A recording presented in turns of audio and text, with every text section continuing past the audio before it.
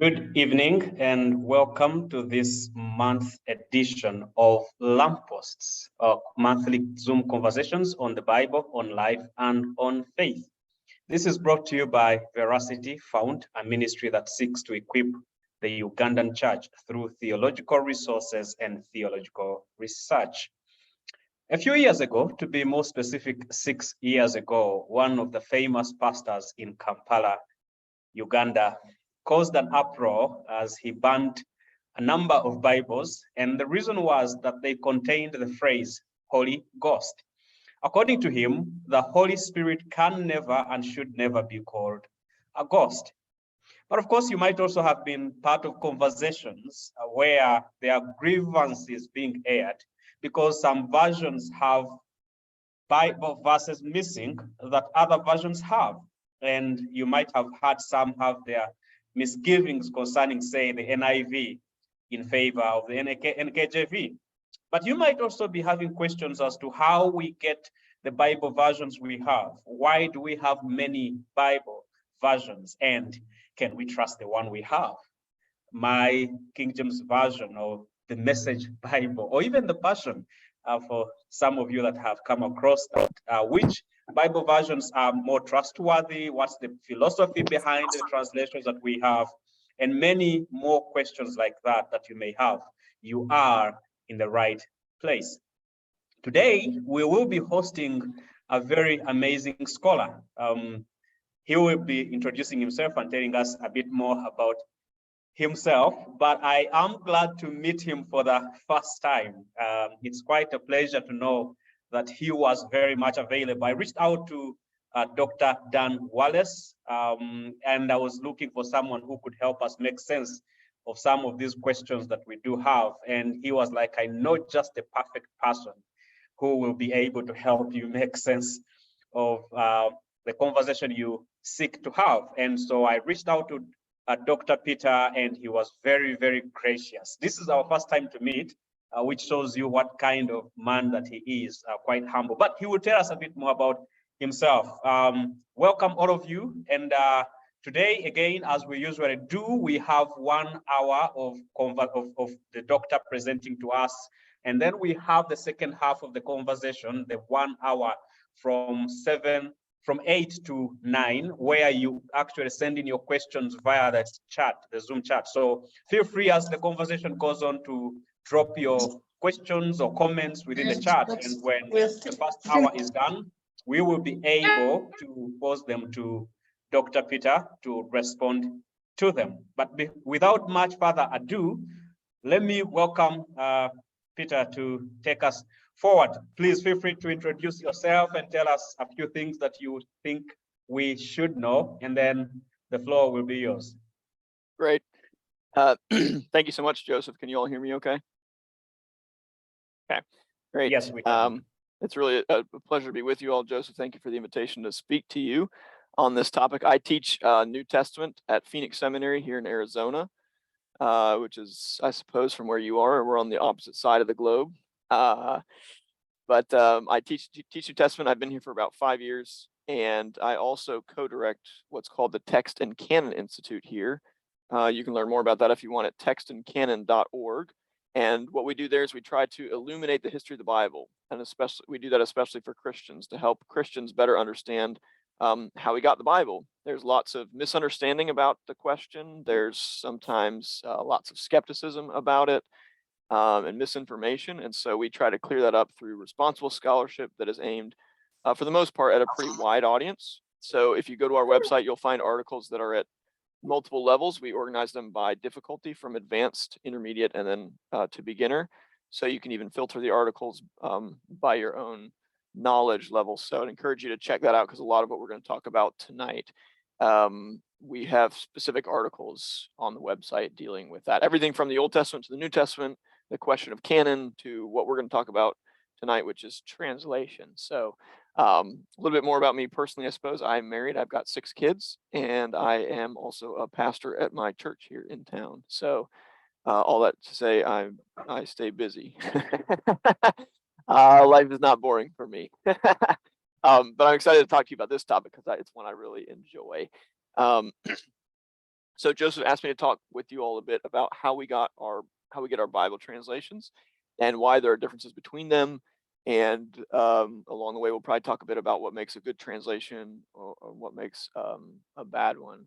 And Joseph, can I share my screen, or will people not be able to see it? I could give you the right to share the screen. I don't have to, but it might. If folks can see it, they might appreciate seeing some of the slides I'll go through, because we're talking about Bibles, and you can see pictures of them. But if not, that's fine too. I can talk.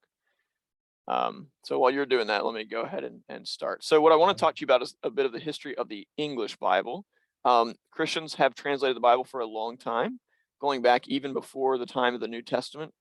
The Jews translated the Old Testament into Greek, and then Christians maintained that by translating the, let's see if I can share the screen now. Yeah, you can share now. Yeah, there we go. Okay, cool. All right, let me just a second here. Let me put this full screen for you all. Okay. Share. All right. Okay, hopefully you can see that now. Let me get you all back on my screen here.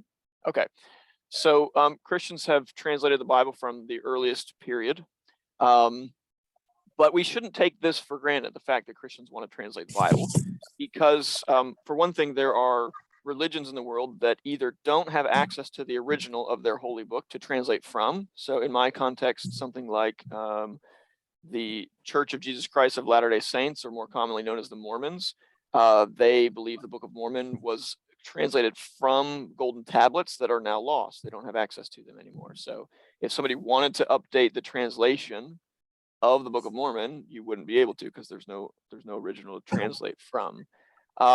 In Islam, my understanding of Islam is that at some point, if you're talking to a serious Muslim about the Quran, they may say something to you like, if you're reading the Quran in translation, you're not really reading the Quran. And so there is a bit of hesitancy in Islam to translate the Bible. But then even closer to home, even some Christians have not always liked the idea of translating the Bible. And so I don't want to take that for granted either. And it is one of the distinctives of Protestant religion that Protestants have always argued that not only can we translate the Bible, excuse me, but that we should translate the Bible. So I give you a little quote here, if you can see that on your screen, from what's known as the Synopsis of Pure Theology. That was kind of a standard systematic theology textbook used to train pastors in the 16th and 17th century.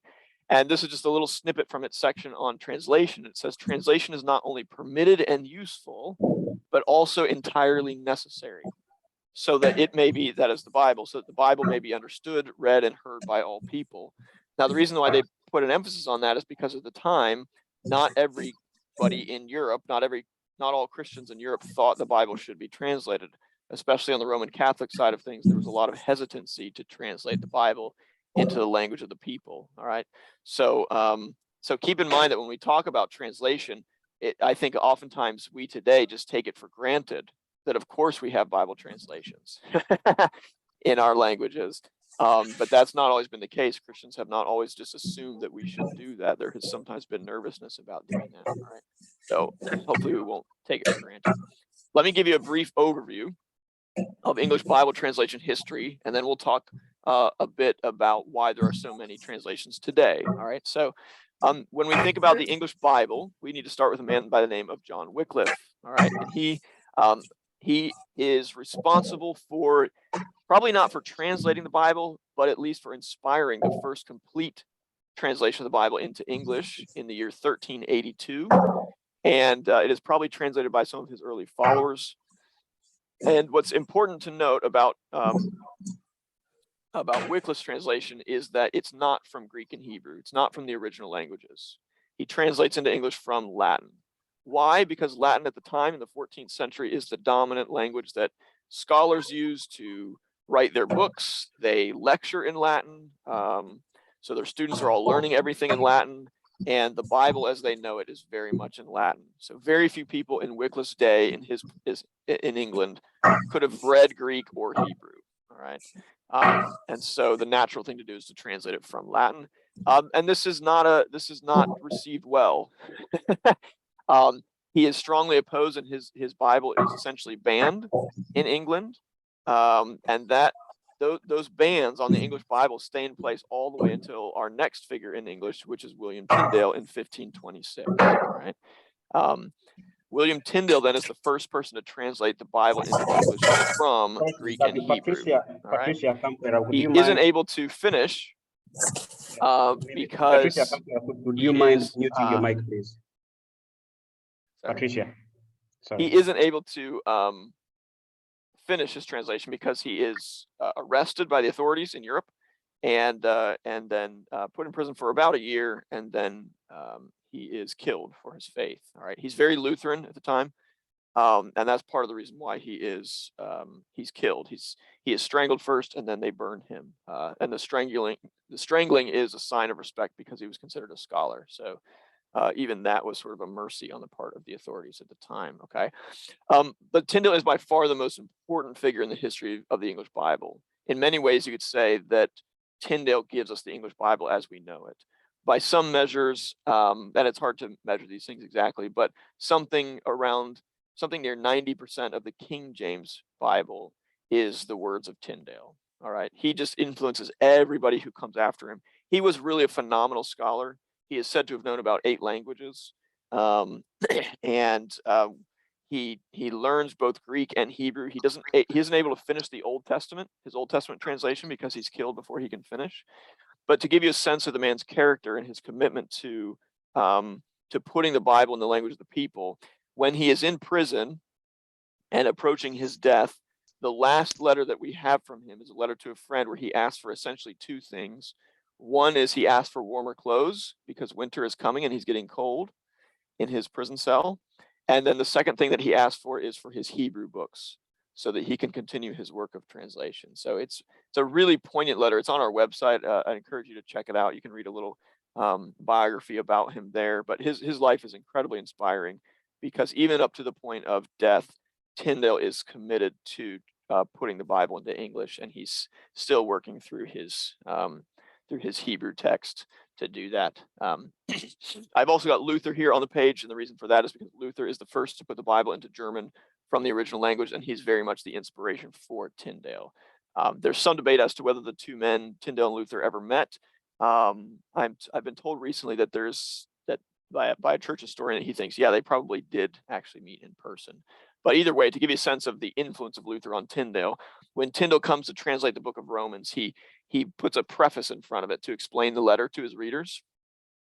And to give you a sense of how important Romans was to the Reformation, the preface to Romans is longer than the book of Romans. And most of the prefaces are not that long, okay? They're a paragraph or 2, but the Romans one is it's pages and pages, okay? And Tyndale, what does he do for that? He translates Luther's preface almost completely. He adds a few paragraphs of his own at the end, but otherwise it's just Luther's own preface translated into English for the first time. And to give you a sense of how important that was, if you know the name John Wesley, who was instrumental in the evangelical movement in the 18th century, John Wesley, his own story of his conversion is of reading not the book of Romans actually, but Luther's preface to the Romans. So that gives you just some sense of the legacy and importance of these men's work. Okay, so we have Wycliffe in 1382. Fast forward to 1526, and Tyndale is finally translating the Bible from Greek and Hebrew. All right, just to give you a little sense on their screen there, that's Gutenberg inventing the printing press. All right, so Wycliffe's Bible is entirely hand copied. We'll come back to that in a minute. That's for me. That's Columbus discovering America. Okay, here's a picture of a Wycliffe Bible. You can see it's rather ornate, very ornate. It probably doesn't look like English to you. Doesn't really look like English to me either. It's because of the script, but also because this is really old English. This is pre-Shakespeare. So if you think more of like something like Beowulf, the epic poem Beowulf, if you're familiar with that at all. Okay, but it would be very hard for you and I to read. It takes me, if I want to read it, it takes me a good couple hours reading it before I can finally start to make some progress in it. Here's a picture of Tyndale's Bible. One thing I want you to notice here in the picture, if you can see it, is that there's no verse numbers yet. The Bible didn't have verse numbering yet. It did have chapters, but verse numbers wouldn't be invented later and then wouldn't be added to the English Bible until later, about 30 years after this. This is a picture of Tyndale's death in Fox's Book of Martyrs, and you probably can't see it, but out of his mouth is a little speech bubble, and the speech bubble is recording his last words, which are said to have been, "Lord, open the King of England's eyes," because at the time the King of England was not allowing English Bibles to be printed and sold in England. And within a year of Tyndale's death, the king had changed his mind and had officially authorized an English Bible for distribution in England. So it's a really poignant reminder that God answers prayer and that God answered Tyndale's prayer in particular. All right. So now on this slide, what I want to give you is an overview. We're going to kind of do a quick overview of a bunch of English Bibles that come after Tyndale. Okay. One of the common misconceptions about the history of Bible translation, and particularly English translation, is a lot of people tend to think that the King James is either the first English Bible or the only English Bible for a long, long time. And actually, that's not the case. The King James is far from the first English translation, as we've already explained, but it's also not alone. It has a lot of competitors. So there are more than a half dozen English Bibles, English translations before the King James Version. All right, and these are some of them. We won't go through all of them. Each one has some distinctive feature that makes them noteworthy. But you have Coverdale in 1535 and Matthew's Bible in 1537. Matthew's is the one that gets approved for use in England. Then the Great Bible is a revision of that. Then the Bishop's Bible comes later. The Geneva Bible is especially famous because that's the one that finally adds verse numbers to the English Bible. All right. It has a number of other distinctive features as well. The Douay-Rheims is the first Roman Catholic translation into English. So up until that point, the Roman Catholic Church had certainly restricted translation into the language of the people, including English. But they finally just gave in. It's sort of one of those situations where if you can't beat them, join them. And the Catholics were realizing that they were losing adherents because people were reading Protestant Bibles in English, and they figured, well, we can't stop them. Basically, they're going to read the Bible in English because they have these English Bibles. So we should at least give our own translation that we authorize, that gives our interpretations to things. And it was full of notes, interpretive notes, to give Catholic interpretations of various things that were debated at the time. The one thing to note about it is it's a translation from the Latin, because by this point the Catholic Church had committed itself to the Latin Bible in some ways over and against the Greek and Hebrew. And that was one of the things that distinguished Protestants from Catholics. Protestants were very adamant that the Greek and Hebrew had authority and translation should be made from those languages, whereas the Catholic Church very much put the emphasis on the Latin Bible. Okay, and so that's reflected in the Douay-Rheims translation. And then you can see we don't get the King James Version until 1611. All right. Now, the other thing to notice on this slide, if you can see it, is all of these translations, except for the Douay-Rheims, I put in orange. And the reason for that is because they're in orange because they are revisions of something that came before. The other myth that I encounter most often is when I talk about the history of translation is that most people think that every translation is a brand new, fresh translation from scratch, where the translators have started from Greek and Hebrew and just gone straight from Greek and Hebrew into English. And that's almost never true. It is actually very rare for a Bible translate. Go ahead. Somebody have a question? No. Okay. No, sorry. Just it's fine. Unmuted. Okay. Most people think that every translation is brand new, and almost none of them are. They're almost always revisions of something that comes before. And the very simple reason for that is that the Bible is a really big book. And it's a lot of work to try to translate the Old Testament in particular straight from Hebrew into English or any other language. That's just a really big task. So if you've already got a Bible in English, it's much easier to start with that and just revise it where you think it needs to be updated or fixed than it is to start from scratch. Okay. And to illustrate this, we could go back to Tyndale and note how Tyndale wasn't able to finish the Old Testament. Okay. But even when it comes to, say, Luther's translation or even Wycliffe's translation, both of those translations, that the translators started to revise their translation even before they had finished the original. Yeah. Now, why is that? I have a theory. I can't prove this, okay? But my theory is, if you're, say, translating the Old Testament, all right, by the time you get to the end of the Pentateuch, so you've gone Genesis, Exodus, Leviticus, Numbers, and now you're in Deuteronomy, your Hebrew is probably a lot better than it was when you started in Genesis, right? And certainly by the time you get to Malachi, your Hebrew is way better than it was in Genesis. And now you're going back and looking at your translation of Genesis and going, oh man, now I'm unhappy with it. I can definitely improve this. Okay. So there's a real sense in which translators know they can improve their work. They're unhappy with their own work and they want to go back and revise it. Okay. So revision is very much what the norm in Bible translation. Translators tend to revise earlier translations rather than start from scratch. Okay. Here are, I think I've got some pictures here. There's Shakespeare, if you want to know. Shakespeare did not use the King James Version, as is sometimes thought. He used the Geneva Bible. All right. There's King James. I don't know if you guys know LeBron James, but there's King James. So here's a picture of the Coverdale Bible. Okay. I want you to notice this is 1535. So this is actually the first complete English Bible. Okay. Aside from Wycliffe. And you'll notice the cover page says Biblia, which is Latin for books, actually. It says the Bible that is the Holy Scripture of the Old and New Testament, faithfully and truly translated out of, and then you notice it does not say Greek and Hebrew. It says translated out of Dutch, which is the word for German at the time, Latin into English, okay? Coverdale translated where he borrowed from Tyndale where he could, and where he didn't have Tyndale, he used the German and Latin Bibles that were available to him because he knew German and Latin, but he did not know Greek and Hebrew, right? So Coverdale's not translated from Greek and Hebrew, all right? Here's the Great Bible. It's called the Great Bible because it's huge. Maybe you can't quite tell in the picture, but this thing is massive. It'd take up your whole desk, all right? And one of the things that tells you is, I mentioned that because we often take for granted not only the fact that we have Bible translations and so many of them today, but we take for granted the fact that we have a Bible to hold in our hands, most of us. And for most of Christians in history, they have not had their own personal copy of the Bible, okay?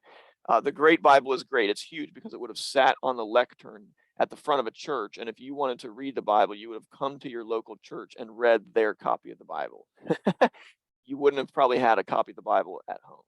That's one of the things that Tyndale starts to revolutionize. One of the things that's revolutionary about his Bible is not just that it's a translation into English, that it's understandable, though all those things are true, but even more so, it's relatively inexpensive.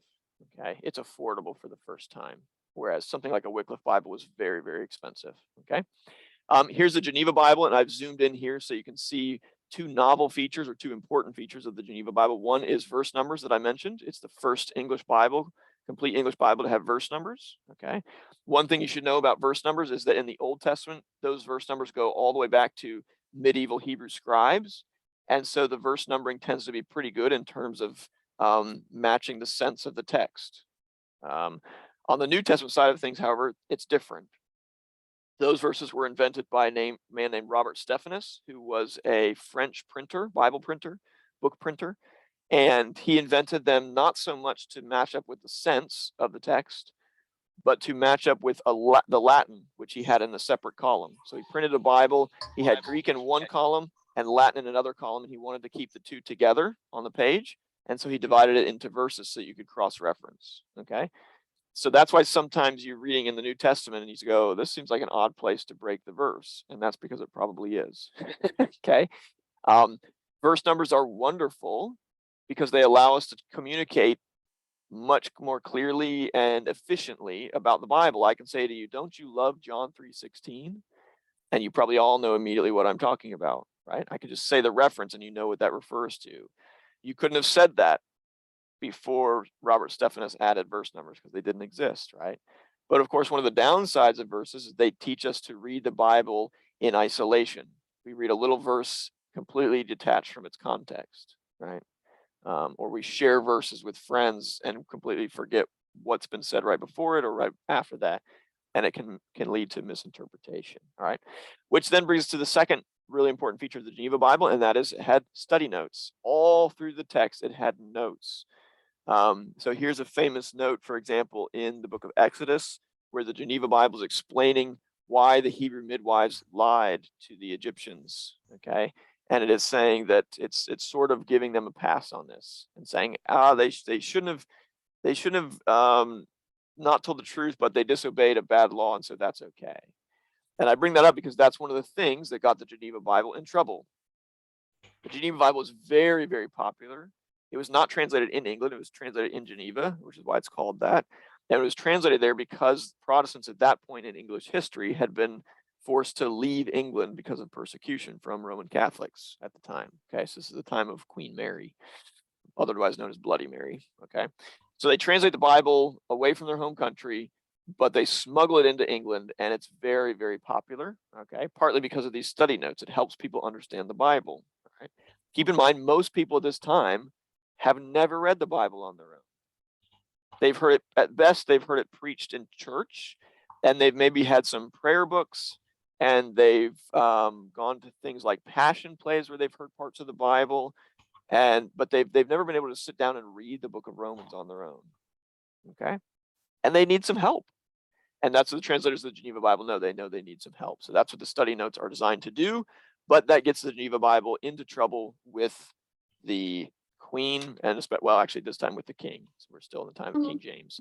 And that brings us then to the most famous English Bible of all time, which is the King James Version. All right. King James comes to the throne in England. I wish that we had time to go into the history because it's a very dramatic time in English history. Okay, if you know some of the history with King James, before him Henry VIII. Okay, just a time of lots of new kings and queens coming into power and changing things all the time.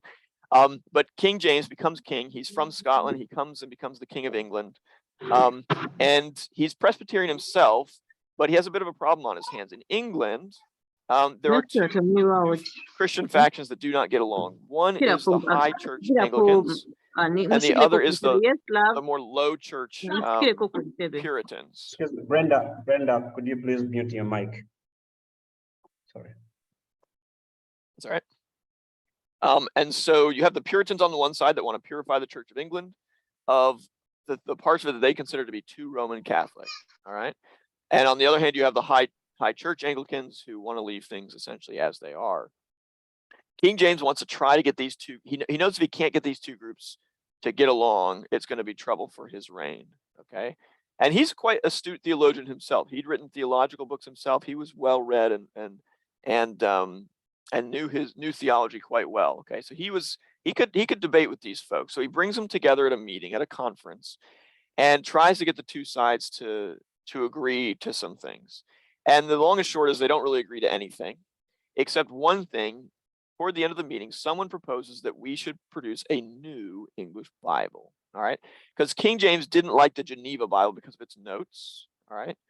And because it was too Puritan. Okay. And the Puritans didn't like the Bishop's Bible, which was the official Church of England Bible at the time. Okay. So there was a suggestion, why not compromise, and we'll create a new translation that will make both sides happy. And King James really liked this suggestion. All right. So this is the origin and impetus for the King James Bible. All right. They get about 70 scholars, at least initially. They tried to get about 70. I think it ended up being a little bit less than 70. But they bring together 70 scholars in, I think, 12 different groups who all work together on different parts of the Bible. And they are not translating the Bible from just straight from Greek and Hebrew. I mean, they do use Greek and Hebrew for sure, but they are doing this. What you can see, if you can see this picture, they are revising the Bishop's Bible. And in fact, we know exactly which edition of the Bishop's Bible. It's the 1602 version of the Bishop's Bible, because this is a copy we have of it with the translator's own revision notes in it. It's pretty amazing. We actually have probably more material from the work of the King James translators than for any other Bible, English Bible translation. So it's really quite remarkable to be able to sort of see their work in progress here. Okay, so so they do that. They revise the Bishop's Bible. Okay, and it's really important to note that when they translate this, when they do this work, they say in their preface to the reader that they do not think that their translation is somehow means that all other translations are bad or terrible or shouldn't be used. Okay. In fact, they're very explicit. They say our goal was was not to take a bad translation and make it good, but to take a good translation and make it better. Or they go on to say, or to take many good translations and make one sort of main good one. And that's exactly what they did. They really, I think it's fair to say, they very much accomplished that, okay? They borrowed from all the other translations that we've already mentioned. And there are places where I could show you phrases that have become really famous in English that we use all the time without even thinking about it, but like apple of my eye or salt of the earth, these kinds of phrases that are just in the English, part of the English language. The King James translators borrowed them from Tyndale, or they borrowed them from Geneva, or they borrowed them from the Bishop's Bible. Okay, there's one famous one where the King James Version, oddly, Jesus says to the Pharisees about their sort of being too scrupulous about the law and the fact that they're, tithing their spices, but they're ignoring the weightier matters of the law. He says in the King James Version, he says, you strain at a gnat, right, and swallow a camel. Strain at a gnat, which is a really odd thing to say, actually, when you think about it. If you don't think that's odd, it's probably only just because you're really familiar with the King James Version, which is fine. But translation before they didn't say it, they said strain out a gnat, to strain out a gnat, which is almost certainly what the Greek text means. Because what he's saying essentially is, look, you're straining out a gnat, the tiniest little thing, but then meanwhile you're swallowing a camel, right? It's a sense of how out of whack their judgment has become and unself-aware they are of what they're actually doing, okay? But that may actually just be a typo in the original King James Version that sort of made its way and then made its way into the English language. Not everything was perfect in the first printing. In fact, the first printing was a little bit rushed, perhaps. And we think that because there's some interesting features in the first printing of it. For example, the paragraph markers, you'll notice that each verse starts on a new line, a new paragraph, we would call a paragraph, but actually it has paragraph markers that are these little symbols. I don't know if you can see them. Let's see if I can mark up for any of you who can see this, but little paragraph markers, those are these things here, okay? Those are marking paragraphs. Those just stop about halfway through the book of Psalms. And it's not because they intended to do that. It's just probably the printer just forgot at some point, right? And this is where you need to keep in mind, printing a Bible is a really big undertaking. And remember, they're setting this in metal type, so every letter has to be set by hand. Okay, it's an enormous task to do this. Okay, and so what happens is you get some typos in there. Okay, this is a famous one here in Exodus 14:10. The printer has repeated the same 3 lines twice by accident. Okay, this is a common printer error. It's a common error that scribes made when they were copying by hand as well. All right. But all that to say, there are some interesting things like this in the first printing of the King James Bible. All right. Here's some just famous phrases that come from the King James. A man after his own heart, thorn in the flesh, apple of my eye, eye for an eye, scapegoat. These are all terms that have come into English through the King James Version. Some of these actually are invented by Tyndale. One of the things that Tyndale had to do was he invented words in English. Scapegoat is one that he invented. He invents the word ungodly. The word atonement, Tyndale is the first person on record to use that word in a theological meaning. All right. So, and you can even think of the sort of, you pull the word apart, it means at one meant. Yeah. To be at one with somebody, to be reconciled to somebody is sort of the original idea. Okay. But it's amazing to think about the influence of the King James on the English language. It's tremendous. All right. Let's see, we'll skip this. Maybe we'll come back to this later, but this is one of the few places where the King James Version deals with the textual difference in the Greek manuscripts behind the New Testament, and they've marked it. You can see this different type here in what we call Roman type instead of the normal black letter. One thing that you should know is if you read from the King James or even a new King James Version, you'll see words that are often in italics in modern printings. And those are designed to highlight words that are strictly speaking not in the Greek or Hebrew, but that the translators felt that they needed to get the sense across in English. Okay. And I mention that only because today, most often, at least in the US, you guys can tell me if this is true in Uganda, but I assume it is. Something that's put in italics is like for emphasis. You put the important part of a sentence in italics, something you want to draw attention to. Well, actually, those italics in your Bible are meaning that's something that's not in the Greek or Hebrew, but it's there in English for the sake of the translation to make sense in English. Okay. So if you read your Bible and you think the italics mean something that's really important, you've actually kind of gotten the opposite of what's intended by that. Okay. So, but we can talk more about that. I'll skip this for a second. Okay, let me fast forward to the modern period, and then after we look at these, this kind of quick overview of modern English translations, we'll look at some of the reasons why we have so many today, and some of the differences between them. Okay, and get to the question that Joseph asked, which is why is my Bible missing some verses? Okay, I do want to touch on that question. But I want you to notice in this timeline, we've jumped all the way from 1611 to 1881. Okay, that's a big jump. And what's happening in between time, as far as translation goes, is really nothing, not much. There is no major English translation between the King James Version and the Revised Version in 1881. Now, there are some individuals who make sort of translations. They think they can improve on the King James, but none of them take off. None of them get really much attention. Okay. But that's not to say that everybody's happy with the King James Version in this period, because one of the things that happens in this period is that European scholars start to search their own libraries and the libraries they find or monasteries they come to in the Middle East, particularly say around Egypt and Israel, and they start discovering older and older biblical manuscripts, okay, particularly for the New Testament. And so they published for the first time Codex Vaticanus, which is an important 4th century copy of the New Testament and the Old Testament. Codex Sinaiticus is discovered in the 19th century by a guy named Konstantin von Tischendorf. He's a German New Testament scholar who travels to the monastery at Mount Sinai, which is one of the oldest, longest running monasteries in the world, and has one of the largest collections of Greek manuscripts in the world, probably second only to the Vatican today.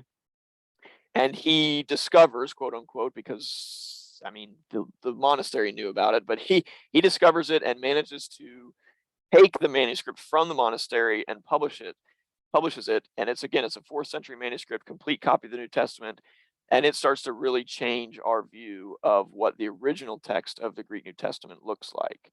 And it's different from the Greek text behind the King James in a number of places. All right. So in the period between the King James Version and the Revised Version, scholars are learning a lot more about the text of the Greek New Testament. All right. And also then the English language is changing as well. By 1881, people are not using the words thee and thou, for example.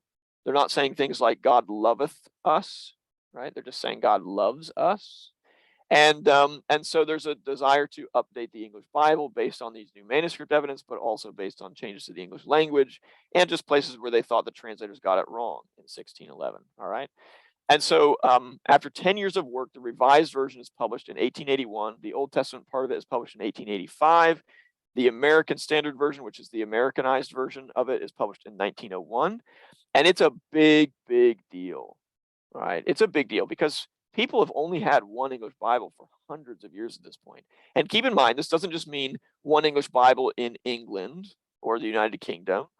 It means that one English Bible in America. It means one English Bible in Australia, in New Zealand, and everywhere the British Empire has gone, which, as we know, is all over.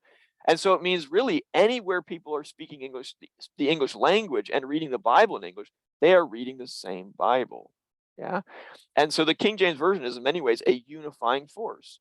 If I was living in America in the 18th century and writing to a friend in England about the Bible, we'd both be quoting from the same Bible. We'd both be reading from the same Bible, even if we were different denomination, right? Even if we had important theological differences between how we interpreted it, we'd both be reading from the King James, right? And that's a pretty significant thing. But that all begins to change with the Revised Version, all right? Now, you can imagine that when it comes out, not everybody loves it, okay? It is a sensation. It sells millions of copies within weeks of its publication. Let's see if I've got a picture of this. Sorry, that's when the Cincinnati Reds won the World Series. We'll skip that. But this is the Chicago Tribune from 1881, May 22nd, all right? And the Chicago Tribune, right, the most important newspaper in Chicago and one of the most important papers in the United States, published the entire New Testament of the Revised Version in a special insert for its Sunday paper that week. It took like 80 people working nonstop to do this in just a matter of days. The whole thing was telegrammed from New York to Chicago. I mean, it was a huge deal. Everybody couldn't wait to see what this new translation said, all right?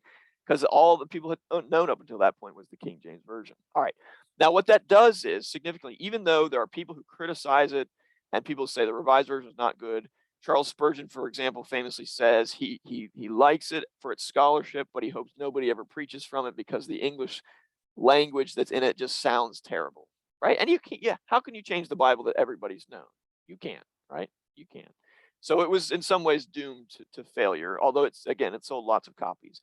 But it did succeed very much in this sense, that it opened the gate again for people to think that you could translate the Bible. And so what it did is it returned us to a time before the King James Version. Remember that chart I showed you before? There were lots of translations before the King James Version. And so the Revised Version returned us to again, a time where now we have lots of English translations to choose from, okay? So I like to say the time where the King James Version was the English Bible, you know, the only English Bible, that is really the anomaly, historically speaking. What's more typical, because it was typical before the King James and it's typical now again today, is to have lots of choices, to have more than one English translation to choose from, okay? And that's also true in certain other languages as well. When it comes to the Latin Bible, there were multiple editions of the Latin Bible. There's the Old Latin, there's Jerome's version. I could point to the old Syriac translations of the Bible. There are at least 3 editions of the Syriac Bible. So lots of languages have revisions of their own translation. Okay, that's actually pretty normal. And again, it's because people, we'll come to that. I shouldn't get ahead of myself. We'll come to that, okay? But then what you get is a kind of a flood of new translations. The Revised Standard Version comes out in 1952. It's a revision of the Revised Version. The NASB is a further revision in that line. The NRSV is a revision of that. Just last year, a new updated version of the NRSV came out. The ESV, as you may know, is a revision of the RSV, okay? The New King James is, of course, a revision of the King James. The CSB is a revision of the Holman Christian Standard Bible, and there's plenty of other translations that I can't even fit on the slide, okay? But what you see again, if you can see the slide, is most of these are in orange, meaning they are revisions of previous translations, right? They are not brand new Bibles, okay? Now, an exception here is the NIV, which came out in 1978. When it came out, it was a fresh, brand new translation. It was not a revision. Today, if you buy an NIV, you are getting a revision of that original NIV, okay? The NASB has also been updated recently. There's now an NASB 2020 edition. John MacArthur and his a team of professors at his seminary has also revised the original NASB into what's now called the Legacy Standard Bible. So it's just this sort of like stream of translations, right? Revision after revision after revision, okay? All right, so skip that. All right, now that then brings us to a question of translation philosophy, okay? Why are these translations different, okay? And you may have heard the differences described this way, that translations differ from, on the one hand, there's word for word translations that are literal, like the King James or the ESV or the NASB. And then there's the more thought for thought translations, like the NIV, okay, or the New Living Translation. And then there's all the way to the point of paraphrase, like the Message, okay, which is very much a paraphrase, okay, or the New Living Translation is really sort of on that end of the spectrum, okay. This could be a helpful way to think of it, but I prefer a different way to think about translation differences, because I think the issue is much bigger than just what English word should we use to translate which Greek or Hebrew word. And instead, there are a whole range of difficult issues that Bible translators have to face when they're translating the Bible. And I think you can boil them down to this issue. It's the question, do we try to bring the Bible into our world, or do we try to bring our world into the Bible's? Okay. And so Luther, I think, puts his finger on the issue in a somewhat uncomfortable way. But when talking about his own translation, Luther says of his translation of the Bible into German, particularly he's talking about the Pentateuch here, he says, I wanted to make Moses so German that no one would know he was a Jew. Now, that's a bit, especially today, we look back on that, knowing what happened after Luther's time and the persecution of Jews in Germany in particular. That sounds awful, doesn't it? Now, to be fair to Luther, what he means here is he's talking about idioms. He's talking about Hebrew idioms in the language that he wants to make understandable in German, okay? And Luther was very committed to making the Bible understandable in German. He once said that the German he wanted to use in his Bible was the kind of German that a mother uses when she's playing on the floor with her children, right? So he really wanted to be understandable to people. But the problem is, if you make it so understandable, at some point, are you misrepresenting the original? Yeah. And so it's this tension that every translator faces. Do I try to bring the Bible into the world today and make it understandable to people today? Or do I try to make people today do extra work and understand the time of the Bible? So let me give you some examples of things. This comes out very easily in terms that the Bible uses to describe money. What is a denarius? Most of us have no idea. How much can a denarius buy? I have no idea. How about a talent? How much is that worth? I have no idea, right? How long is a cubit? Most of us do not know, right? So terms of measurement are very specific to the time and place the Bible was written, and they don't mean much to us today, okay?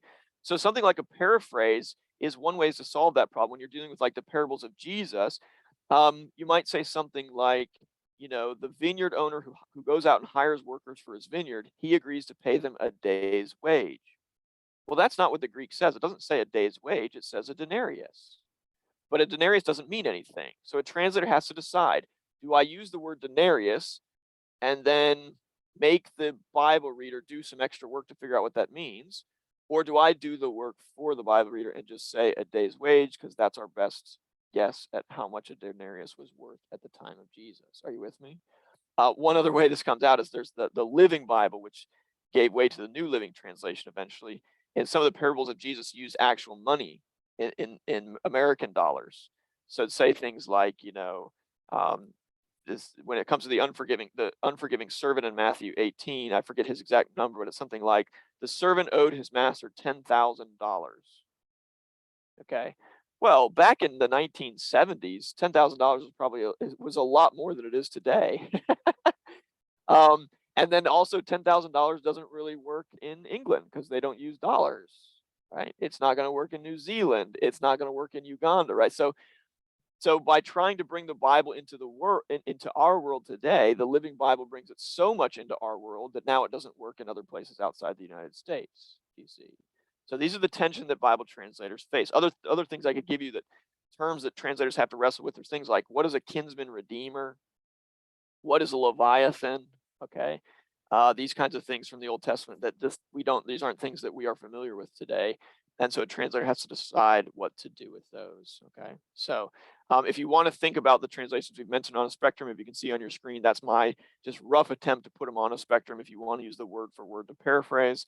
But again, I would encourage you to think more broadly than just word for word or paraphrase. Okay. The other thing I should say at this point is, and we'll talk more about this in the Q&A, but is all translation involves interpretation. So people always ask me, what's the best translation or what's the most accurate one? And the answer is sort of, it depends. It depends on who you are as a Bible reader. Are you a first-time Bible reader? Are you an 8-year-old? Or are you a 30-year-old, right? So the first Bible I got for my kids, my girls, my oldest girls, I got them what's called the NIRV, the New International Reader's Version, which was a revision of the NIV designed specifically for people who English is not their first language. And what it does is it tries to simplify all the sentences and the vocabulary. So Psalm 23, instead of he leads me beside, or he leads me to green pastures, says he leads me to green grass. Now, if you know the Bible in English, it's just like, that's a terrible translation. That's not Psalm. You can't change Psalm 23 to say green grass. I mean, that just sounds terrible, doesn't it? But if you are learning English as a second language, the word grass is going to be much more easier for you than the word pasture, right?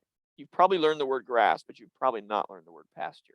Okay, so it's an attempt to simplify things. All right, we'll skip this for the sake of time.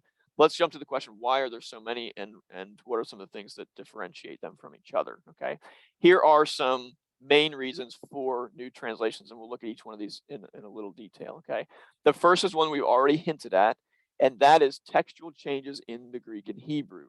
So as scholars discover new manuscripts, we sometimes discover what we think are better, what are better manuscripts, and therefore what is a better text behind our English Bible. Okay, so this is again a major difference between the King James Version and modern translations is the Greek text they translate, especially in the New Testament. Okay, and we can talk about some of those in the Q&A if you want to. But I can even give you most of these are things where it's like the King James Version has a verse that our modern translations don't, but it doesn't always work that direction. So, for example, in let me give you an example here from 1 Corinthians. Okay, in 1 Corinthians 9:20, the King James Version is missing something that's in the NASB.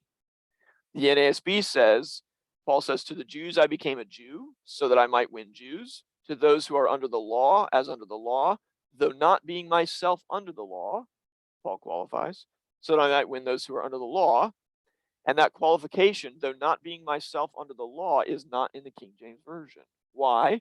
Because the King James Version was based on about a dozen medieval Greek manuscripts that were missing that phrase. And they were missing it probably because of the repetition of the word law, and scribes just accidentally left out that phrase, and so it didn't make its way into the King James Version.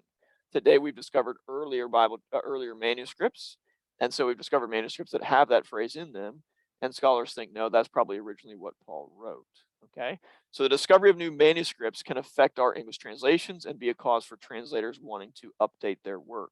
Okay, on the Old Testament side of things, you can just think of the discovery of the Dead Sea Scrolls. Okay, this amazing discovery of a tremendous amount of a tremendous number and some very important manuscripts of the Old Testament that well predate anything that we had access to at the time the King James Version was translated. Okay, so there are some changes in the Old Testament reflecting discoveries from the Dead Sea Scrolls. Okay, changes to the English language. All right, I think I've got a slide for this. Let's see. Okay.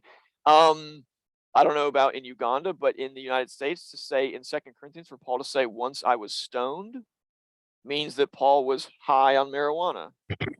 Okay, so that's not gonna work. Okay, so you can see the NRSV in 1990 updated that to say, once I received a stoning. All right, the word gay in English has certainly changed dramatically over the last 30 or 40 years, right? So that for James to talk about someone wearing gay clothing is going to mean something quite different today for most people than it did in 1611. All right. Likewise, even in the 1952 RSV to say, I will accept no bull from your house, again, that can mean something quite different. All right. So the English language changes and translators try to keep up. Sometimes they try to keep up too much. I think sometimes there's a tendency to want to make the Bible so communicates so well with the way people are talking today that actually it becomes outdated because language changes again the other way. You know, I mean, if you make Jesus sound like a teenager, well, he's going to sound really silly in a couple years, isn't he? Because the way teenagers talk is changing all the time. It changes so fast, right? Okay. Theological concerns are another reason for updating translations. When the RSV came out in 1952, it caused a storm because in Isaiah 7:14, instead of Isaiah predicting that a virgin would give birth, it predicts that a young woman would give birth. All right. And so that really upset conservative Christians, and conservative Christians did not use the RSV. And so one of the reasons for the ESV that came along later was they wanted to make sure they did not have young woman in Isaiah 7:14, but rather virgin. All right. New audiences, I've already mentioned that publishers try to reach new audiences with translations. The NIRV is designed specifically for young readers and also for readers who English is not their first language. Okay, that's the NIRV.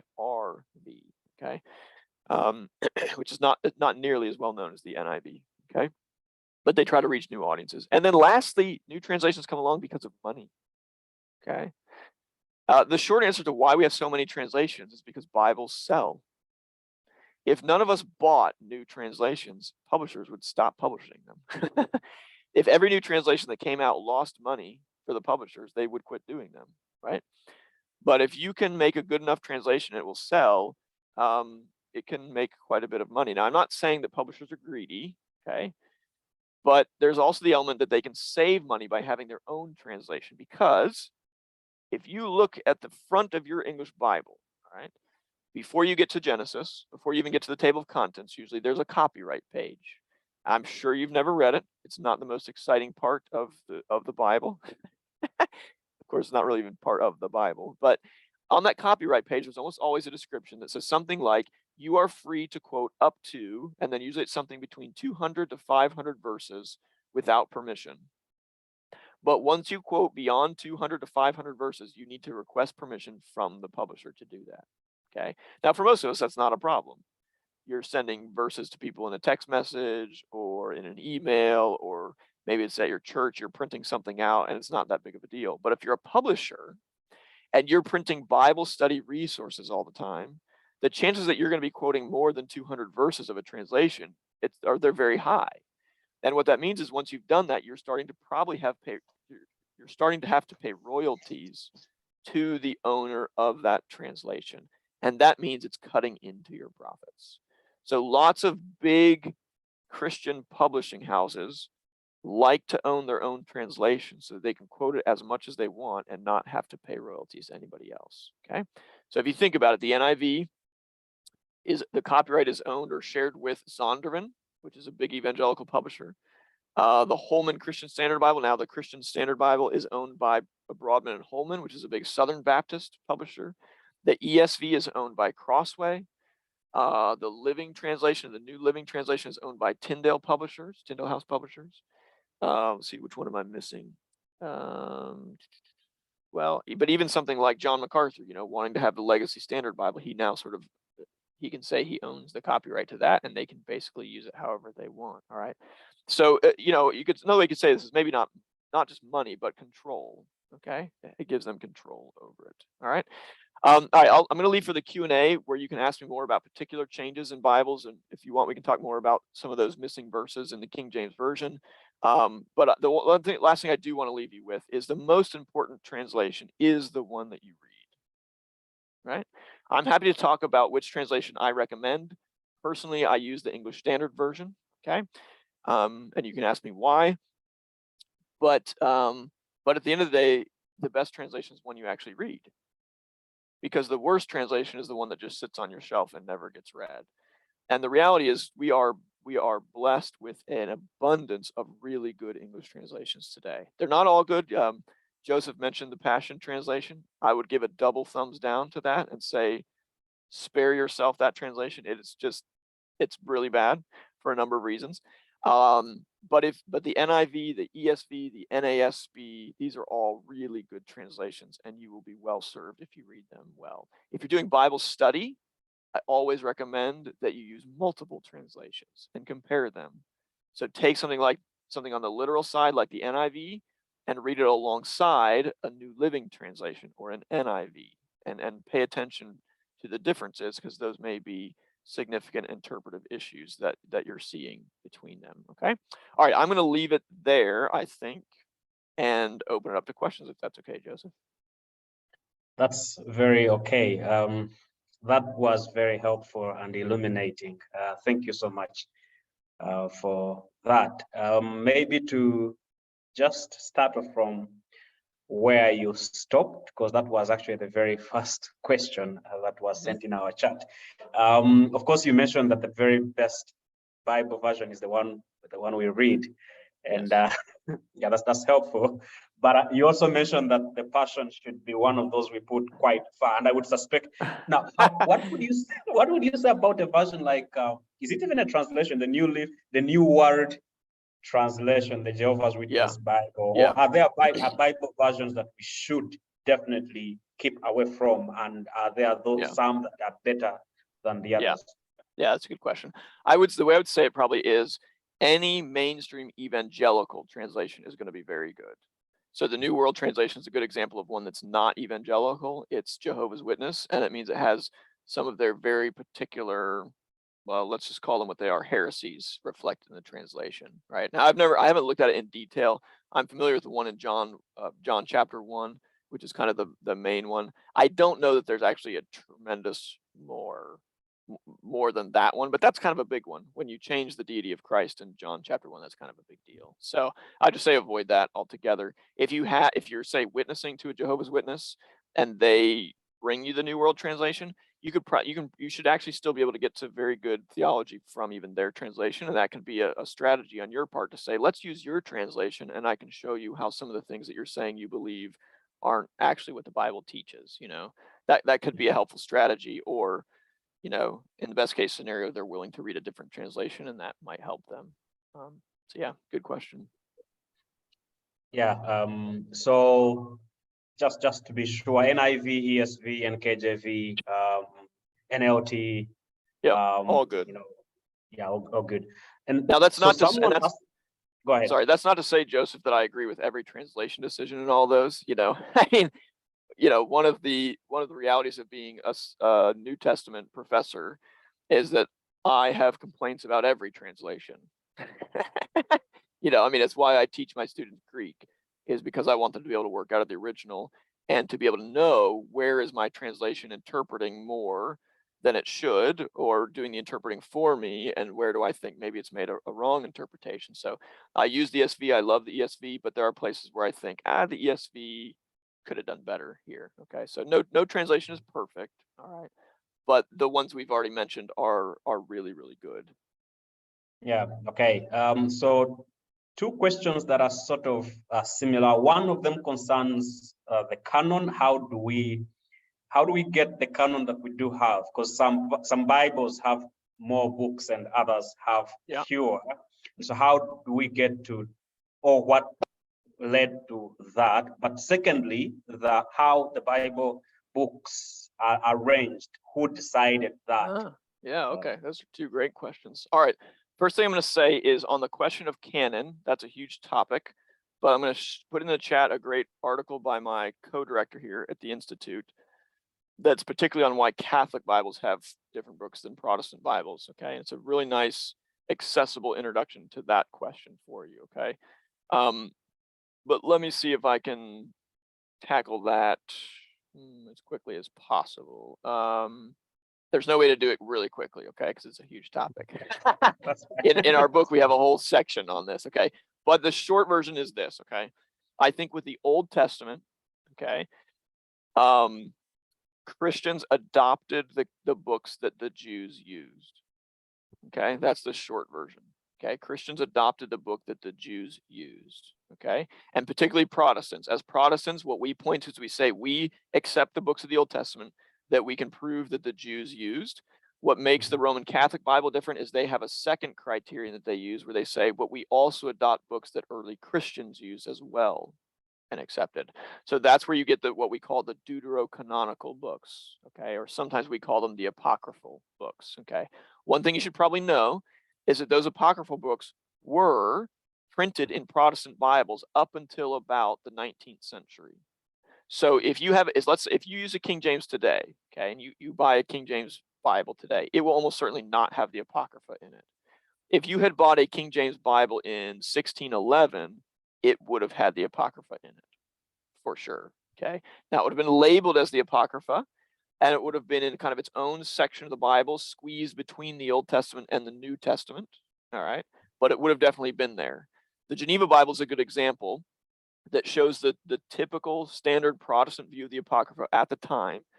And in its preface to the apocryphal books, the Geneva Bible very clearly says, these books are useful for illustrating Christian doctrine, but we shouldn't use them for the basis of Christian doctrine. In other words, we shouldn't develop our theology from these books, but where these books agree with the theology we get from the rest of Scripture, they are fine to read as sort of illustrative or inspiring or encouraging material. Okay, so for example, if you read, think of a good example here, but if you read the book of Maccabees, it's essentially a history of the Jewish people between the closing of the Old Testament and the New Testament. There's really helpful information there, and there's some really inspiring stories in there of Jewish faithfulness to God in the midst of persecution that Christians, and even in the Reformation, even Protestants, found really inspiring. In the similar way that we read stories in the Old Testament and as Christians be inspired by them. But what Protestants didn't do is they didn't develop doctrine from the Apocrypha.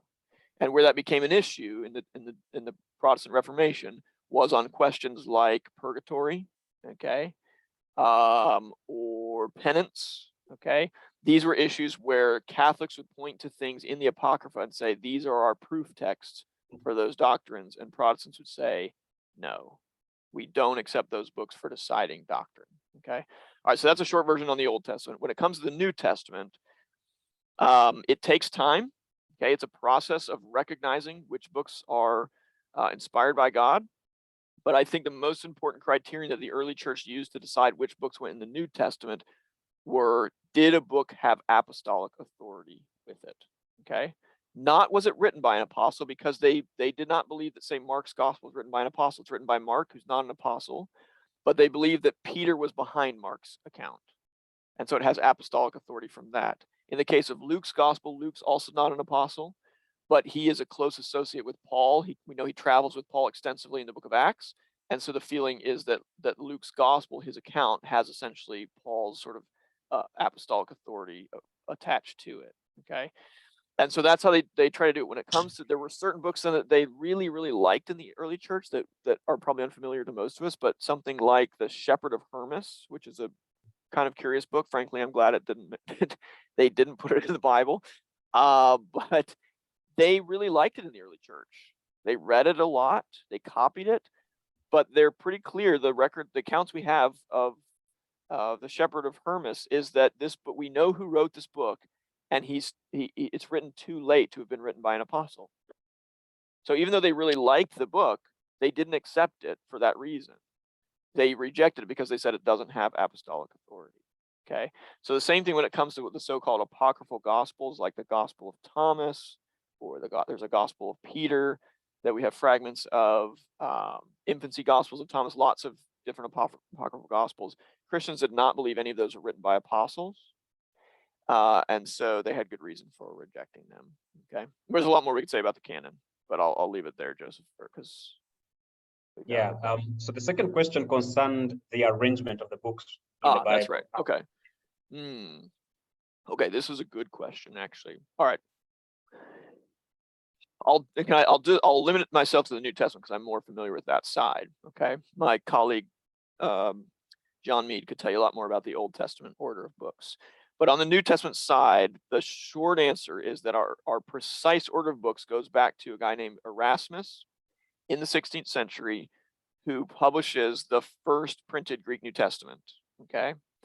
And that's the Greek New Testament that Luther uses to translate the Bible from, and that Tyndale then uses as well. Okay.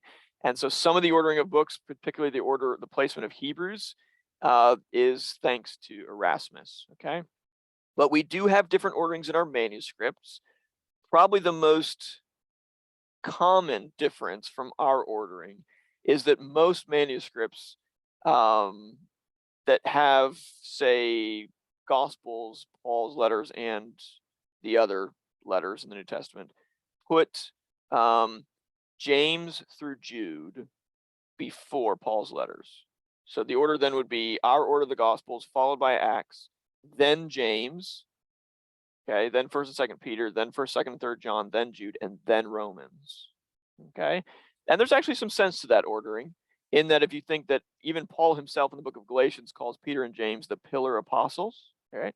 And James and Peter have a pretty prominent role. Well, okay, Peter more so, but James and Peter they do some significant things in the book of Acts, let's put it that way, right? And certainly James is a really important leader of the church in Jerusalem. Peter's obviously an important church leader. And so it makes some sense that following the book of Acts, you put those pillar apostles, if we can use Paul's terms, and then Paul. Okay. Whereas we're obviously used to the other order. In terms of the ordering of Paul's letters, in particular, they are ordered essentially with a two-part structure. First, the letters that are written to churches, and then the letters that are written to individuals. And then within those two groupings, they are ordered by length. So Romans is the longest, followed by 1st and 2nd Corinthians, and so on. And then you kind of start over with 1st and 2nd Timothy, Titus, and then Philemon. Okay, so that's a great question. They are not Paul's letters in particular, and also the whole New Testament. None of it is arranged chronologically. And actually, that's typical of the ancient world. The collections of letters that we have of famous people from the ancient world, like Cicero or Tacitus, though their collections of letters that we have from the ancient world are also not chronological. They tended to organize things either by theme or by who the letters are addressed to. So actually, the ordering of the New Testament letters matches the sort of Greco-Roman tendency at the time. Sorry, that's a bit of a long answer, but yeah, it's a great question. It's an interesting question. Yeah, that's helpful. That's helpful. The next question comes from Linda.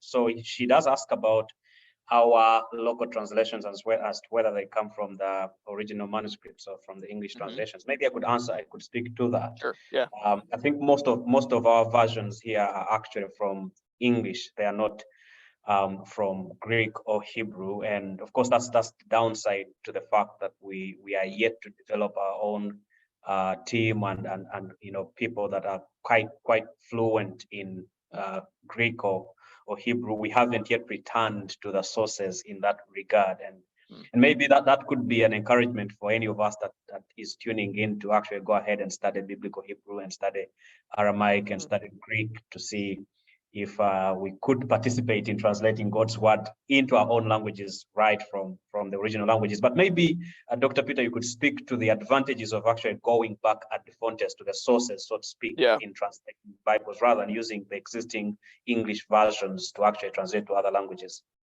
Yeah, that's a great question. So the advantage is that you're not translating a translation, right? And so in that sense, you're closer to the source, which is always better. And then of course the big issue with that is every language is different, right? So English is not English has distinctive features that don't match closely with either Greek or Hebrew. And I'm sure your local languages have the same, of course, where they don't match up with English. So by translating from English, you're already dealing with interference from distinctives of the English language, where English just can't say certain things the same way Greek and Hebrew can. And what that might mean is that I obviously don't want to presume, because I don't know all the languages that are local there, but there may actually be things in your local language that are more similar to Greek and Hebrew than English is. So something's been lost in the English translation that now gets lost in your local translation, not because your local language can't accommodate it, but just because it got lost in the English and you haven't gone back to the Greek and Hebrew. Okay. Now I'm sure there's going to be other things where maybe English can do something your local language can't, that's closer to the Greek and Hebrew. So, all translation involves some loss. But the problem is you just don't know if you're translating from a translation. And that's the real loss, is some loss of confidence, knowing that you're not as close to the source as you could be. And that's, the other thing is, one of the arguments that the reformers repeatedly made in arguing for Bible translation is they said, look, the Old Testament is written in Hebrew and parts of it in Aramaic, and the New Testament is written in Greek. Why? Their answer was because these were the languages of God's people at the time he gave the scriptures to them, right? And they deduced a very simple principle from that. They said, this tells us that God wants his people to have his word in their own language, right? Otherwise, why switch from Hebrew to Greek? Do you know? I mean, if Hebrew was some sort of innately holy language, then it wouldn't have mattered that people aren't speaking it in New Testament times. He would have just kept it anyway. So they sort of look at it and they look, the very simple reason why he uses these languages, because that's what his people spoke. And so God's people today should still have should still have the Bible in their normal language, right? Their typical language. Yeah, okay. So let's talk a bit about the Amplified and the Good News. Yeah. Someone asks where those two lie. Okay, I really, I'm going to pick on the Amplified Bible a bit, okay? What I really don't like about the Amplified Bible is that it gives people the sense that because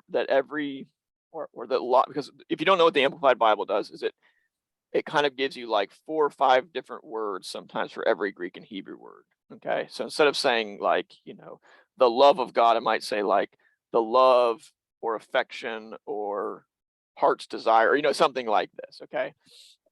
The idea is to sort of amplify and give you the full sense of the meaning behind Greek and Hebrew words. And I understand that what's right about that impulse, that desire, is to recognize that there is no single English word that totally covers the meaning of a Greek or Hebrew word, okay? And by the way, I should ask, Joseph, do you think most people listening to us right now, are most of you all bilingual? Yes. Yeah, okay. So this is great, because normally when I talk to English only audiences, like American audiences, nobody's bilingual. So nobody can really appreciate this, okay? But you all get this, okay? Between the 2 or 3 languages that you speak, there are certain words or phrases that just, you can put them into the other language, but it just isn't the same, right? Okay.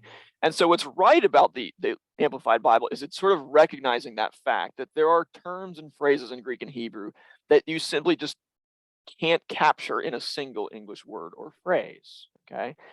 What's I think problematic about the Amplified Bible is it makes you think that somehow every Greek and Hebrew word in any given context has 5 different meanings when it really doesn't. Okay. In a given context, take a single Greek word. A single Greek word may have 3 or 4 meanings, like a word in any other language can.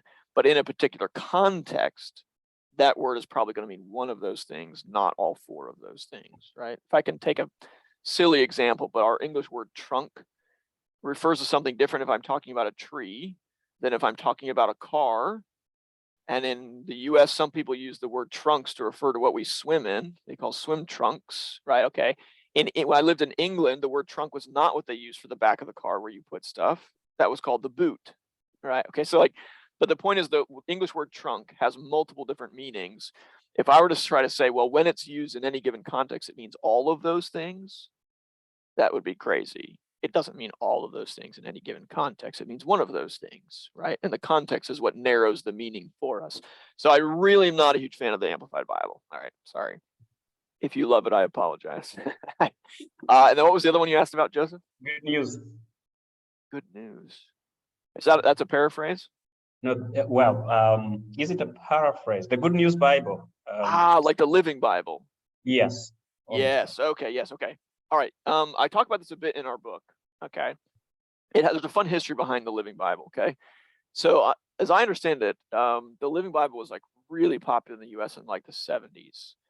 And then they updated it into the New Living Translation today. So today, the Tyndale House Publishers really only publishes the New Living Translation.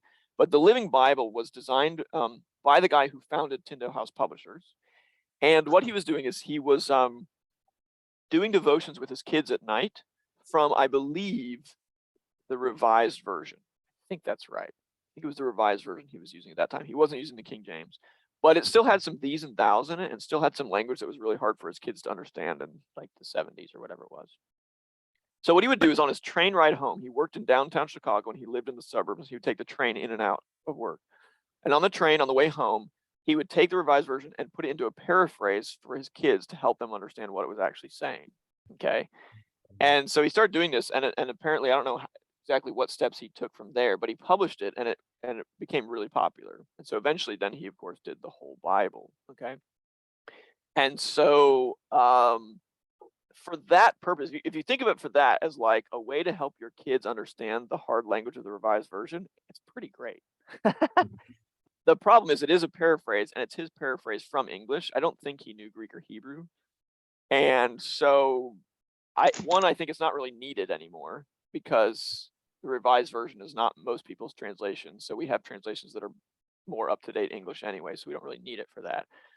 So I would say I probably wouldn't recommend it because of that. But if you want something that's a paraphrase or more toward that end, that's very understandable, okay, try the New Living Translation instead.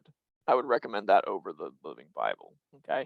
The New Living Translation is still toward that end of paraphrase, but it was done by a team of scholars. They did use Greek and Hebrew, and so I think it deserves the title of translation rather than paraphrase. That's my personal opinion. But I often recommend the New Living Translation either for people who've read the Bible a lot and want to kind of jumpstart their Bible reading. They've gotten into a bit of a rut with their Bible reading, like if you've always read the same translation and you say do a yearly Bible reading plan, pick up the New Living Translation and read it, and it will really refresh your Bible reading. And the second group I recommend it to is people who are brand new Christians. If they have no like Christian background at all, okay? And they're just like completely new, and they pick up the ESV and they're like, man, I don't know what atonement means. I don't know what justification means. I want to eventually try to wean them off of it, and I'd like them to read something more like the ESV. But to get them started, something like the New Living Translation could be great. Somebody mentioned the Phillips translation. It's pretty good. That's a great paraphrase. J.B. Phillips, I think, did know Greek, and that's a good one. That's one I often check because he often puts things in a really fresh way. Okay. Again, I use it as a supplement. That's the best way to use paraphrases. Don't use them as your main translation. Okay. Again, unless maybe you're a brand new Christian. but use them as a supplement for that purpose. They can be really helpful. Yeah. Thank you for that. So a quick question here: what Bible version do the New Testament writers quote? Just an example in Ephesians, I think 4:8, where Paul says, God ascended on high and took captivity captive and gave gifts to men. You go back to Psalm 68, God receives gifts to men. And so there tends to be a mismatch between what the New Testament authors are citing and what we read in our translated Old Testament. And so what would you say about that? A lot. A lot more than we have time for, Joseph. That's a huge topic. Okay, that's a good question. All right. And that's a key example. The way the New Testament writers quote the Old Testament is they do it in a range of ways. Okay, there isn't sort of one single way. What I mean by that is sometimes the New Testament writers use the Old Testament the way someone who is just steeped in the Bible uses it. Okay, like my mom's read her King James Bible her whole life. There are some times where she just has biblical phrases, they just come out of her. Like someone once said that if you cut C.H. Spurgeon, he would bleed the Bible, because the guy just had so much biblical language and vocabulary in him from preaching it and teaching it for so long that he just couldn't help. So sometimes he would use a phrase from the Bible and he wasn't intending to say quote the Bible. He just couldn't help it, right? That's what he knew.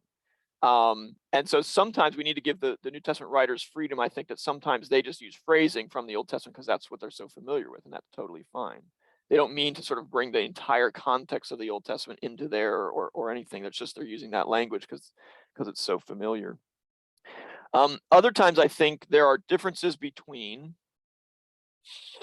the Hebrew Old Testament text on the one hand and the Greek translation of it in the Septuagint. And sometimes the New Testament writers are quoting one and not the other.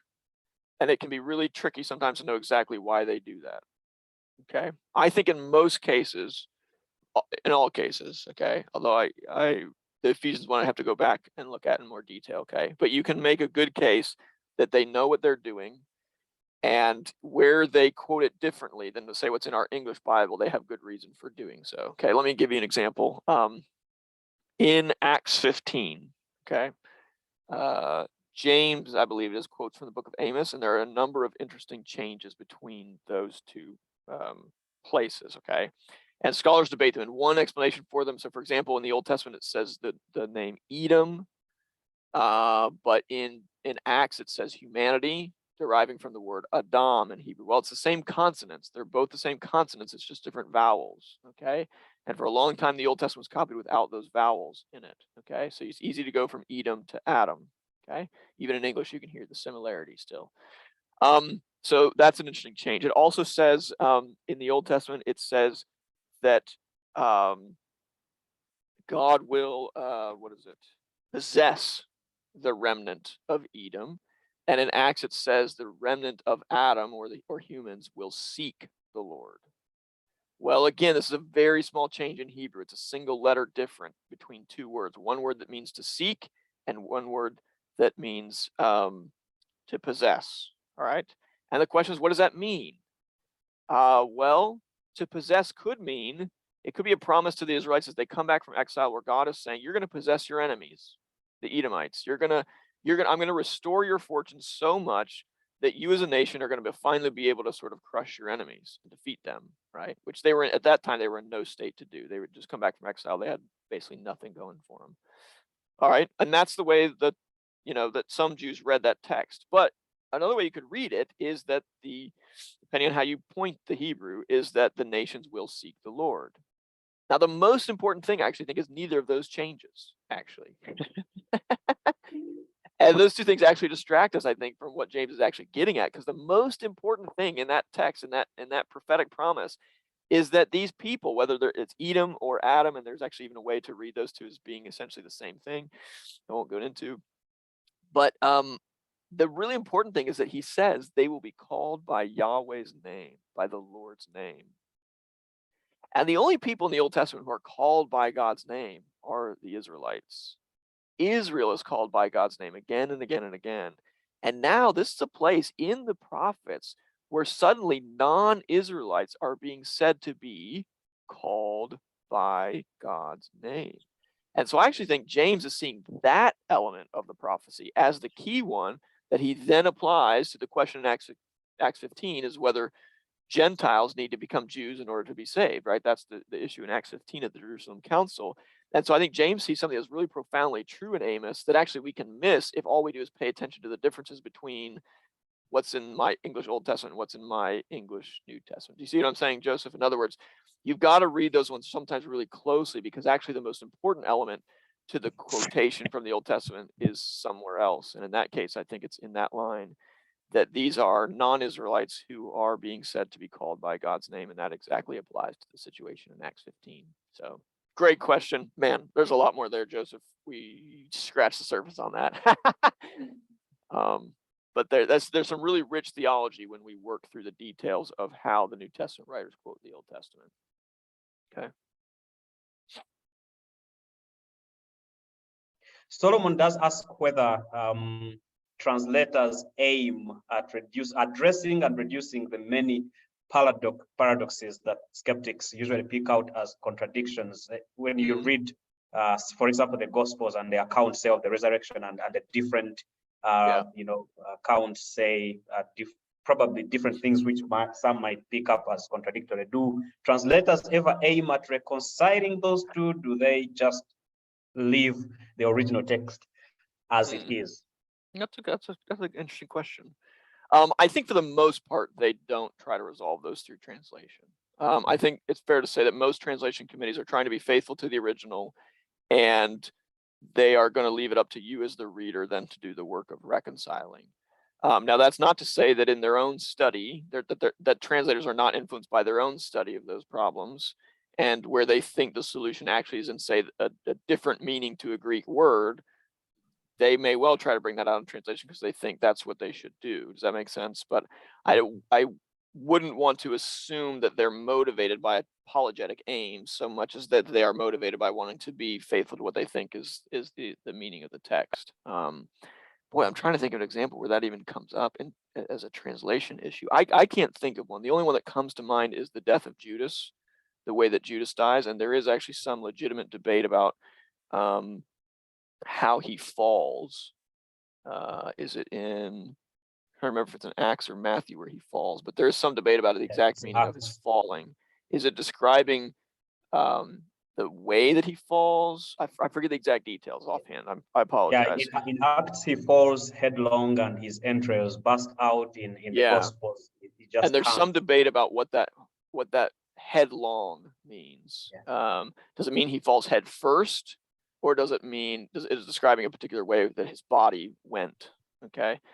There's some legitimate debate about that. So that's the only one I can think of where it's like, it's an issue of harmonizing where the translation is in play. But again, the translation is an issue precisely because the Greek is the question as to what it actually means. Yeah, that's good. Great question. Yeah. So another good question from Jimmy, asking what would the impact of a poor translation or an imperfect translation on the inspiration and sufficiency of Scripture? Yeah, that's a good question. So, to go back to the Protestant reformers, they were often very clear that they thought translations had the same authority as the original to the degree that they were faithful translations, right? And that's always the key qualifier, because they well knew that there were bad translations and that there were times where we have problems in our theology or our practice or interpretation because we're working from a bad translation. Right now, it's important to stress that when we think about the Bible's sufficiency, there are opportunities for us to go astray in our use of the Bible all along the way. From my work as a textual critic to make decisions about Greek manuscripts, to the translator's work, to your job as a Bible reader, to your pastor's work and preaching it, to all of us, our responsibility in applying it. Let's be honest, there are opportunities for us to make mistakes all along the way. Okay. And to the best that we can, we do not want to ascribe those. We don't want to blame God for those. Yeah. Yeah, the problem is with us, and that's why we have a responsibility to do our due diligence and to do the hard work. And this is why we need teachers, right? We need scholars. We need well-trained pastors. I mean, I'm not going to put a plug in here for my job and say you should all become seminary professors, but it's why I do what I do, right? Because I want you all, and I've only trained one Ugandan. Okay, so my record's maybe not outstanding for you guys. Okay. But I'm trying to serve the church by training pastors who can handle the word of God responsibly and help train their people. And certainly in my own role as a pastor here, I do the same thing. It's a weighty responsibility, and I don't want to take anything away from our responsibility as Christians to handle the word of God faithfully, accurately, and responsibly.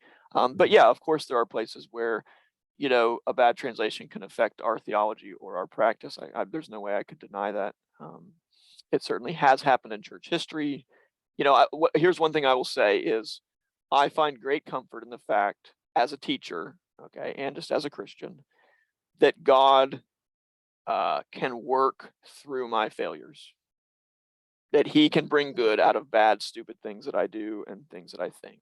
And I think, frankly, if that weren't true, we'd all be lost, wouldn't we? I mean, if God couldn't work through bad and through human mistakes and foibles, we'd all be sunk. So, part of it at some level, it's a trust in God, the God who's behind the Bible, that he's going to use his word to accomplish his goals. And we're going to keep doing our best because we want to be faithful servants, handling the word of God as best we can. And at the end of the day, as a pastor, as a professor, and as a Christian, I trust God to help me do it right. Yeah. So let's talk text criticism, and especially those those verses that seem to be missing or added. Joshua is asking a question about Mark 16:9-20, and I think as well the ending of John chapter 7 up to John chapter 8 verse 11. Those verses that we do have in our Bible versions, but some versions like the NIV or ESV would put them in strong brackets and maybe say these were not part of the original manuscripts and things like that. How do we deal with those? What should we think about them? Yeah, that's a great question. These are, okay, the first thing to say is the two that you've asked about are the two big ones, okay? I never want somebody to think that those two textual problems are typical, okay? They're not. The reason, every time I talk on this, I get asked about these two, right? And these are almost always the only two I get asked about. Well, there's a reason for that, okay? It's not because my audiences are stupid. It's because because these are the only two big ones, right? Okay. Most of the other textual problems we have to deal with in the New Testament are, in some cases, they're a whole verse, but far more common, it's an individual word here or there, okay, that we're dealing with. And these two are also obvious because they're marked in your English Bible if you have a modern translation, okay? So what should we say about them? First things I'd say, I'm going to point you again to the website, okay? We have two articles on the ending of Mark. We have one person arguing for its authenticity and one person arguing against it, okay? We also have an article on the woman caught in adultery. I don't have an article arguing for its authenticity, so that's just you'll have to read somebody else on that because I just don't have an article on the website for that. But let me give you the reasons why people think they're not authentic, okay? In the case of the ending of Mark, our two oldest manuscripts, Codex Vaticanus and Codex Sinaiticus that I already mentioned, both of them lack it completely. They don't have it in brackets. They don't have it in the margin. It's not there at all, okay? Now, some people will say, well, there's space for it, but even if there's space for it, that doesn't tell you anything other than the scribe didn't want to put it in for some reason, right? So I'm not sure that's really evidence for anything other than the scribe didn't include it. But so you have to explain that absence. The other thing you have to explain is why there is another ending, okay? So Mark 16:9-20, that's in your English Bible, is usually called the longer ending, but there is what is sometimes called the shorter ending, which is just, it doesn't even have verse numbers attached to it because it's only in about a dozen manuscripts or so. And it's usually, where it does occur in manuscripts, it's included with the longer ending, okay? Sorry, I don't have my New Living Translation with me, but it's actually in the New Living Translation. Let me just pull it up here if I can real quick. And I'll just read it to you because you're probably not familiar with it. It's called the shorter ending in the New Living Translation, and it says, Then they, that's the presumably the women or the apostles, or the women, sorry. Then they briefly reported all this to Peter and his companions. Afterward, Jesus himself sent them out from east to west with the sacred and unfailing message of salvation that gives eternal life. Amen. Okay. We have one Latin manuscript where that's the ending of Mark's gospel. No longer ending, just that very much shorter ending. Okay. Now, I think what that tells us is that people had Mark without anything after verse 8, and they felt it was awkward, and they felt pressure to finish the story. And that seems to me what the longer ending is. It's an attempt to finish the story. Okay. When was it added? Probably very early, because we know Irenaeus quotes it in the 2nd century without any hint of an issue about it. Okay. By the 4th century, we have discussion from the church fathers who say that the longer ending is not in most of the manuscripts they know. Okay. One of the things that tells us is there were periods of time where what's in the majority of our manuscripts today was maybe not in the majority of their manuscripts then. Okay. That's quite important evidence. Okay. It's also, the longer ending is not found in a number of the earliest translations of the New Testament. Okay. So that's another issue that we have to face. And the short version of it is we have to explain what's more likely. Is it more likely that somebody removed this longer ending or that somebody added it? Okay. And one of the problems with the longer ending is that it fits a bit awkwardly with Mark's ending. So for example, he reintroduces Mary Magdalene in verse 9. He says, and Jesus rose from the dead early on Sunday morning. The first person who saw him was Mary Magdalene, the woman from whom he had cast out 7 demons. Well, he's just introduced Mary Magdalene in verse 1 of chapter 16. And she's one of the women who's fled from the tomb, trembling in fear, in verse 8. Why does he feel the need to reintroduce her as if we don't know who she is? Do you see? So there's a bit of an awkward relationship between the first part of Mark 16 and then that longer ending, which suggests to me that somebody probably added it. Okay. All right. So for those reasons, I'm of the opinion, as most New Testament scholars are, that verses 9 through 20 were added very early on, and then they proliferate in the manuscripts, and scribes copy them in pretty much every manuscript after that. Christians have read this longer ending in almost all Bibles. Not all. Okay. We can point to exceptions. And they're on our website in the article if you want to look at those. So the question I think we have to ask is, even if Mark didn't write it, should we still accept it as part of the Bible? Okay, that's actually, in my opinion, the harder question to answer. And my own opinion is to treat it sort of like the Protestant reformers treated the Apocrypha. And that is to say, where the longer ending of Mark reinforces what I know from the rest of Scripture, I think it's perfectly safe for Christians to read. Yeah. But I'm not going to use it to establish doctrine. Now, the good news is I don't actually think there's anything in the longer ending of Mark that conflicts with anything else in the rest of the Bible. Now, people always ask me about snake handling. Okay. Now, I don't know what it's like in Uganda. I don't know if you have snake handlers in Uganda. My understanding is that snake. Oh, you don't. Okay, good. We've escaped them for now. Okay. As far as I know, snake handling is only a thing in my country, and it's only a thing in a very small part of my country. Okay. So I always want to say to people, look, if you think that the longer ending of Mark 16 is a problem theologically because of what a small group of Americans do with it in a small part of church history, friend, you're going to have to cut the whole Bible out, because people have abused every part of the Bible at some point, in some place, in some time. Right? I mean, it's like, I'm not going to let their crazy interpretation make me think that's a problem theologically. And there's nothing in the text that tells us to handle snakes. What the promise is instead is one that we find that becomes true in the book of Acts, and that is that God is going to miraculously save his people from things. Okay, and that's exactly, Paul gets bitten by a poisonous snake in Acts, and he survives, right? So the point is that even things like snake bites and poison are not going to stop the spread of the gospel. And friends, would we not say that that's absolutely true? Right. Nothing has stopped the spread of the gospel. It's spread around the world and continues to spread and grow today. Right. And God has made sure that happens. So I don't think there's anything in the longer ending of Mark that is theologically problematic. In fact, on the contrary, I'd say everything in it is perfectly orthodox. It talks about the resurrection, which of course is important. It talks about the ascension, which is important. It talks about the Great Commission, which is important. all those things are great. So if you've heard a really good sermon from Mark 16:9 through 20, you've been blessed. For my sake, would I preach from it? Probably not, because of what I said. I don't think it's original to Mark's gospel. But if you have, or if you would, I don't think you're in grave danger of anything. Okay, I'd say essentially the same thing about the woman caught in adultery, although I know that passage is probably even more loved than Mark 16. But again, I'd say the same thing. There's nothing unorthodox about it. It has more textual problems in the ending of Mark, because there are hundreds of manuscripts that don't have that one. And we have people discussing it into the Middle Ages who know that there's a problem there. Okay, whereas with Mark 6, the longer ending of Mark, fewer Christians are aware of the problem. But the woman caught in adultery, we have in my reading of church history, I can find people in the Middle Ages, in the Reformation, and everywhere in between that are aware of the issue with the woman caught in adultery. Again, we talk about that a little bit in our book, and you can see some of the evidence there for that. So it's a great question.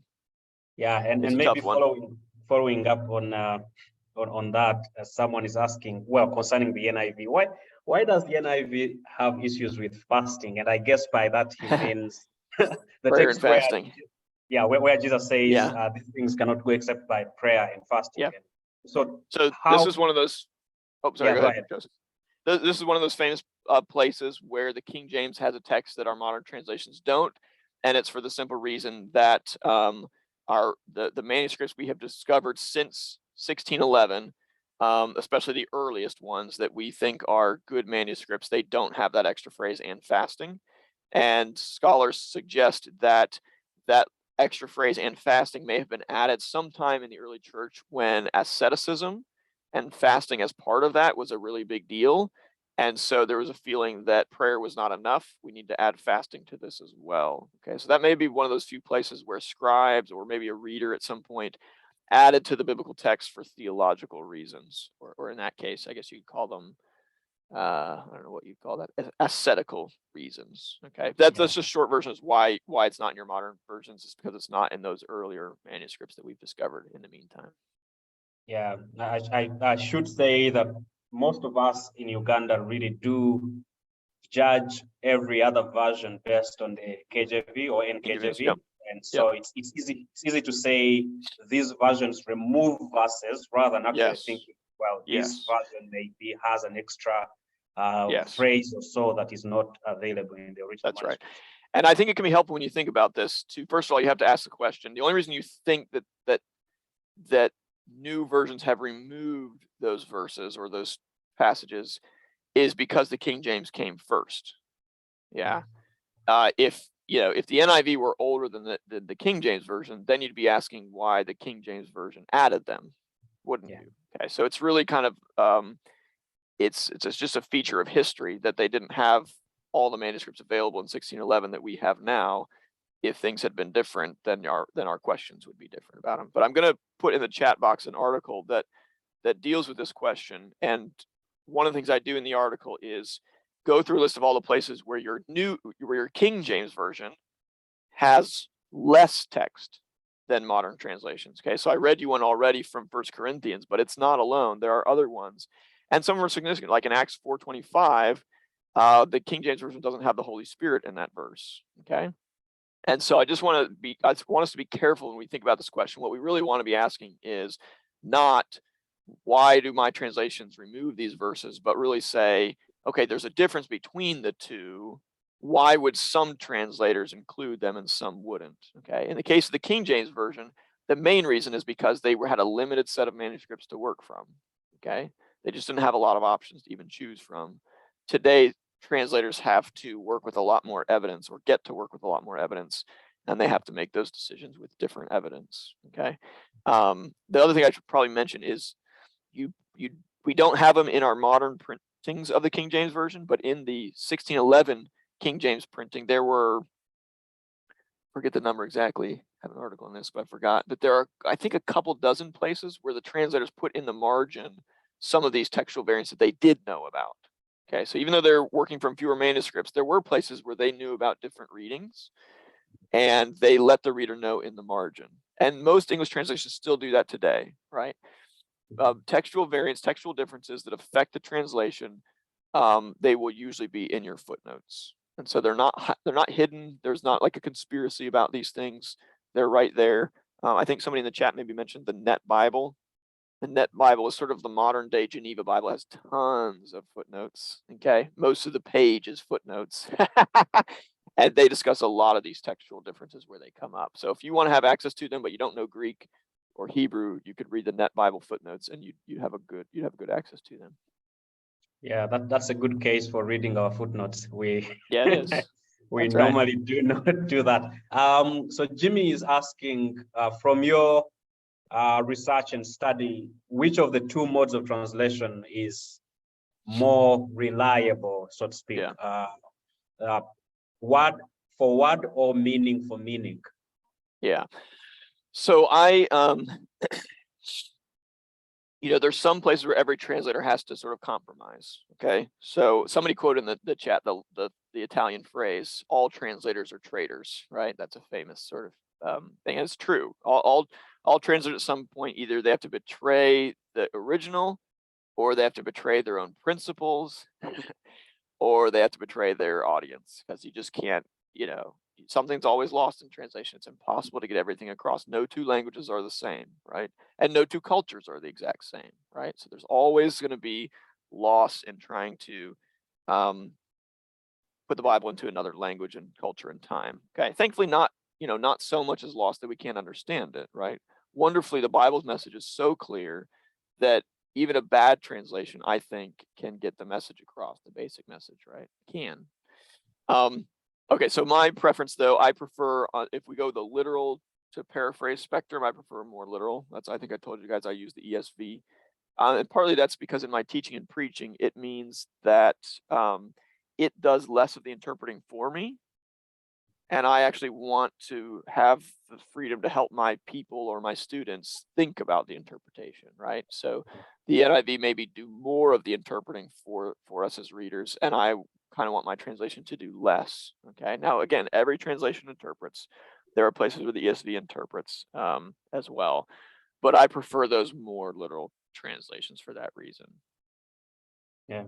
Yeah, so thank you for that. Victoria Ntambi is asking, well, she mentions the UBS Greek has a remarkable inbuilt apparatus that directs one to a number of manuscripts, versions, and church fathers. Aside from commentaries and Bible footnotes, is there an English equivalent to the UBS Greek for non-Greek scholars? Oh, that's a great question. Is there a UBS equivalent for non-Greek scholars? Okay. You mean that like gives you the evidence? That's probably what she's asking. So I think the best thing I know would be those Net Bible footnotes. Probably the USB apparatus is probably going to have more than the Net Bible, but the Net Bible has quite a lot. You might be surprised. I think that's probably your best bet. There are a couple other books that I could point you to that are commentaries on textual variants. Let me pull one up real quick if I can find it.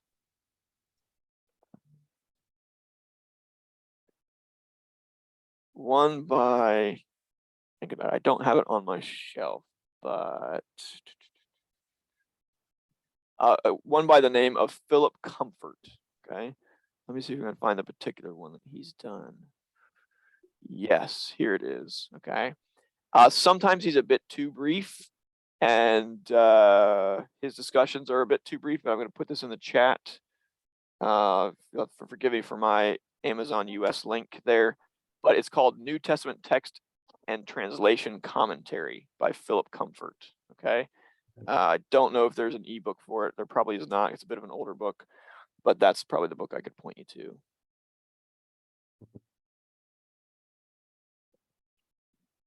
Yeah. So another question that comes from Lagen, he asks concerning whether there are some languages that are too limited to to have translations from the immensely expressive Greek or Hebrew. Have you in the history of Bible translations, have you heard of such a case? Of course, you mentioned the fact that the likes of William Tyndale had to coin new words to be able that's to right. communicate. That's right. Yeah, So, that's right. What So people who do Bible translation today face these kinds of issues all the time, and they're not just, it's not just like, well, the language we're translating into doesn't have words for this. It's oftentimes just as much cultural issues. But think about how much of the Bible's vocabulary and its metaphors depend on the culture of its day. So, Jesus is the good shepherd. Well, if you happen to live in a culture where there's no sheep, what do you do with that as a translator? And usually, I think, now I'm not an expert on modern day translation in terms of like Wycliffe Bible translators, but I there's one of two routes you can go. The one route is you try to put it into something that does make sense. So for example, I've always heard this example. I don't know how common this one actually was, but when Jesus says he's the bread of life, in certain Asian cultures, bread is not their staple food. They may not eat it hardly at all, but rice certainly is. And so as a kid, I was always given this example of like in Asian translations, they might say something like Jesus is the rice of life, to try to get that idea across. Are you with me? Okay. And you think, okay, that kind of makes sense. I can see how you would do that. But what are you going to do with sheep, or shepherd? And so one way to solve this problem is like the rice of life example. Another way is you just you either make up a word in the language. Okay, make up a new word. Or if they have a word, but it's just not something they're very familiar with, then you use footnotes to explain it, or some translation committees will try to do like a commentary with the Bible to try to explain cultural stuff to people. Because again, even for us, we have this problem too. We're not exempt from this, even though we have a long heritage of Bible influence in our cultures. We still don't know really what a kinsman redeemer is, probably, right? And so at some point, you're going to have to explain that to people. You can think of other examples like that, or like, what's a centurion? If you've grown up in church, you probably know what a centurion is. But if you haven't, what's a centurion?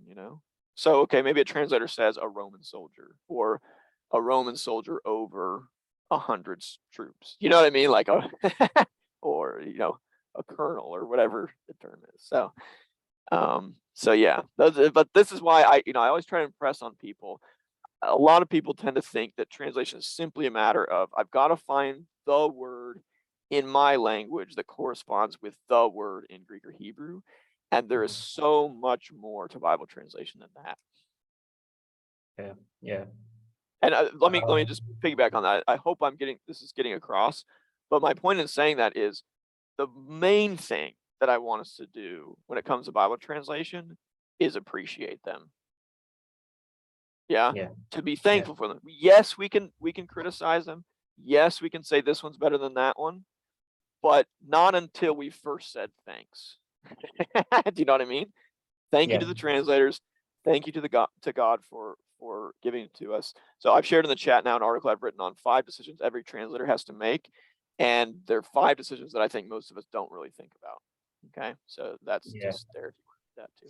Yeah, and I usually mention, at least in our Bible studies or where I'm teaching, the fact that most of us, especially in Uganda, we do our devotions, yes, we read our Bibles, but we hardly ever pray for a Bible translator.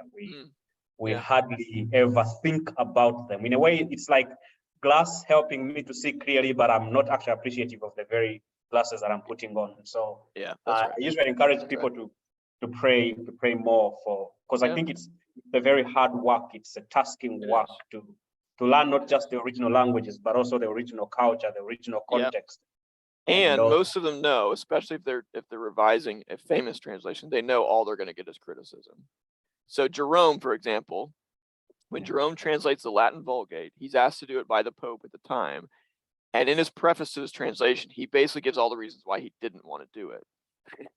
And one of the reasons he says is because I know I'm changing the Bible that people know, and all I'm going to get is criticism for it. So why would I do this? Jerome's a bit of a sour man at points, but he did recognize something real. He did know. He's like, hey, this is a sort of a thankless task in a lot of ways, and it should be. We should be grateful.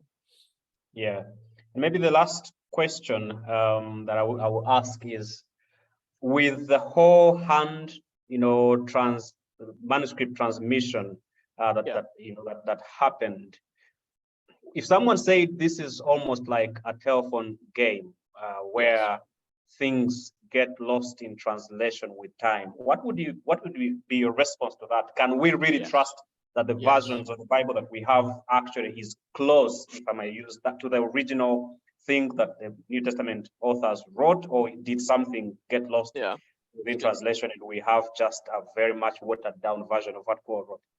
It's good. Okay, so first question for me, I gotta ask you, do you play the telephone game in Uganda? We used to, especially if you grew up in the village, some of us used to. Okay, all right.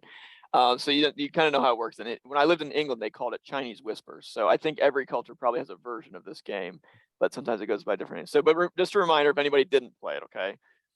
In the telephone game, you get a row usually of kids, and the first kid has to say something like a phrase or a sentence. He tells it to the next person. He tells it to the next person. You go down the line, and by the end, the message is completely garbled. It's not even close to what it started with. And the fun of the game is to see just how bad it can get, and how badly can you mishear what the person in front of you said. Okay. Copying the New Testament is really unlike that in a number of key ways. Okay. Let me give you 2 ways that make it fundamentally different from that game. Okay. The first obvious one is it's not a game. Okay.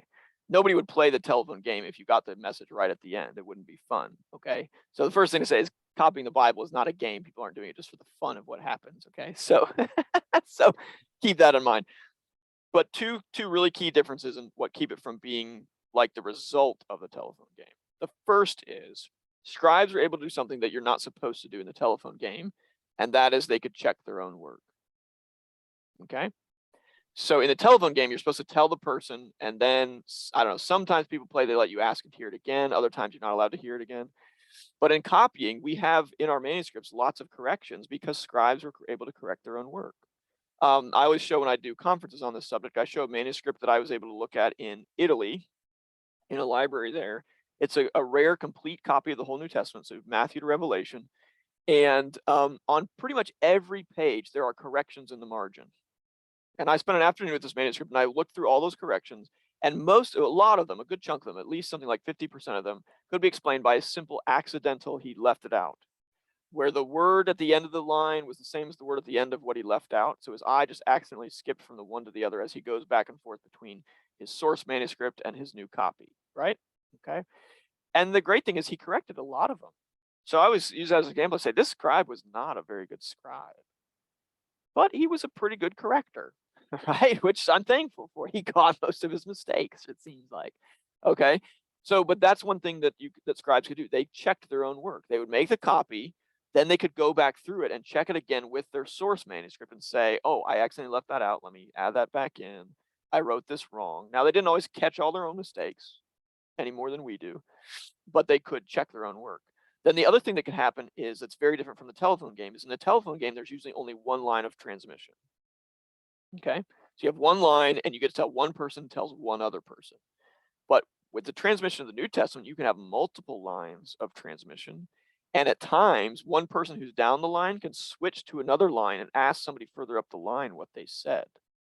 Meaning, a scribe who's copying a manuscript in the 12th century may have access to a manuscript from the 4th century. And he now copies that. And now you have a new 11th century copy that actually has a 4th century text. Are you with me? Okay. So there are opportunities to sort of jump the line and skip a whole bunch of people and say, hey, you know, the last 3 people, that's not good. I'm going to go back to their source and copy from there. And now you start a whole new line of transmission from somebody who's earlier up the line. Okay. Now, these multiple lines of transmission make a lot of work for people like me who study this stuff for a living, because we try to figure out exactly where these lines of transmission are, where they start, where they stop, where they mingle, all this. Okay. It's a lot of work. But it does mean at the end of the day, we actually have very good copies of the New Testament. And frankly, the differences between our latest manuscripts that are the furthest down the line agree with some of our earliest manuscripts in 90% of places where there's differences in our manuscript. I mean, it's just remarkable actually how close that they are. To give you a sense, I like this example, but in the first 18 verses of John's Gospel, if I were to get you the latest printing of the Greek New Testament with all the best scholarship behind it, it is word for word, I think even letter for letter, the exact same as the first ever published printed Greek New Testament ever that was done in 1516. Yeah, so separated by over 500 years, and those first 18 verses, which give us a tremendous amount of very important theology about who Christ is as divine, right? As the incarnate Word of God, they're all the exact same, right? Which is one of the reasons why you can go back to the Reformers and find that they have the same theology we do, even though they're using a Greek New Testament that's different from ours in some places, right? Okay, or go back to the people who use the King James Version, why their theology is not significantly different than ours, even though they had no doubts about the ending of Mark, and we do, right? There isn't like they had a profoundly different theology of the resurrection or of the ascension than we do because of that. They didn't, right? So, all right, I'll stop there, Joseph, because there's plenty more we can say. No, this has been a very, very good conversation. I've learned quite a lot, Peter, and thank you so much for your time, for your skills, and for your availability to share with us. We do hope at some point we can host you again. Sure. At some point, we actually have your book, Myth and Mistakes in New Testament. Textual criticism, I think.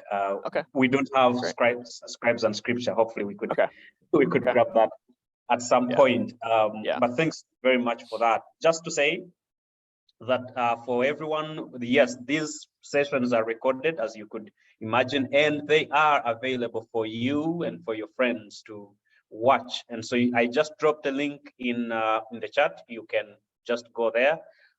It will be posted later. Feel free to watch, to subscribe, and share. Also to say that Peter's book, again, as I mentioned, would be available at our public library in Bukoto. If you are looking for a Christian public theological library where you can pick a book from the shelf, read, study, engage, please show up just behind Kenjo's supermarket. We are open every week, Monday to Saturday, 9 to 5 p.m. We also have a number of other activities that we do as a ministry, Veracity Found. We do have weekly small group Bible studies, one on Monday, 5:15 to 7:30 in Bukoto behind Kenjoy, one on Wednesday, 5:30 to 7:30 in Chikumi at Bethel Youth Hub, just opposite Helican Hostel around Makerere University.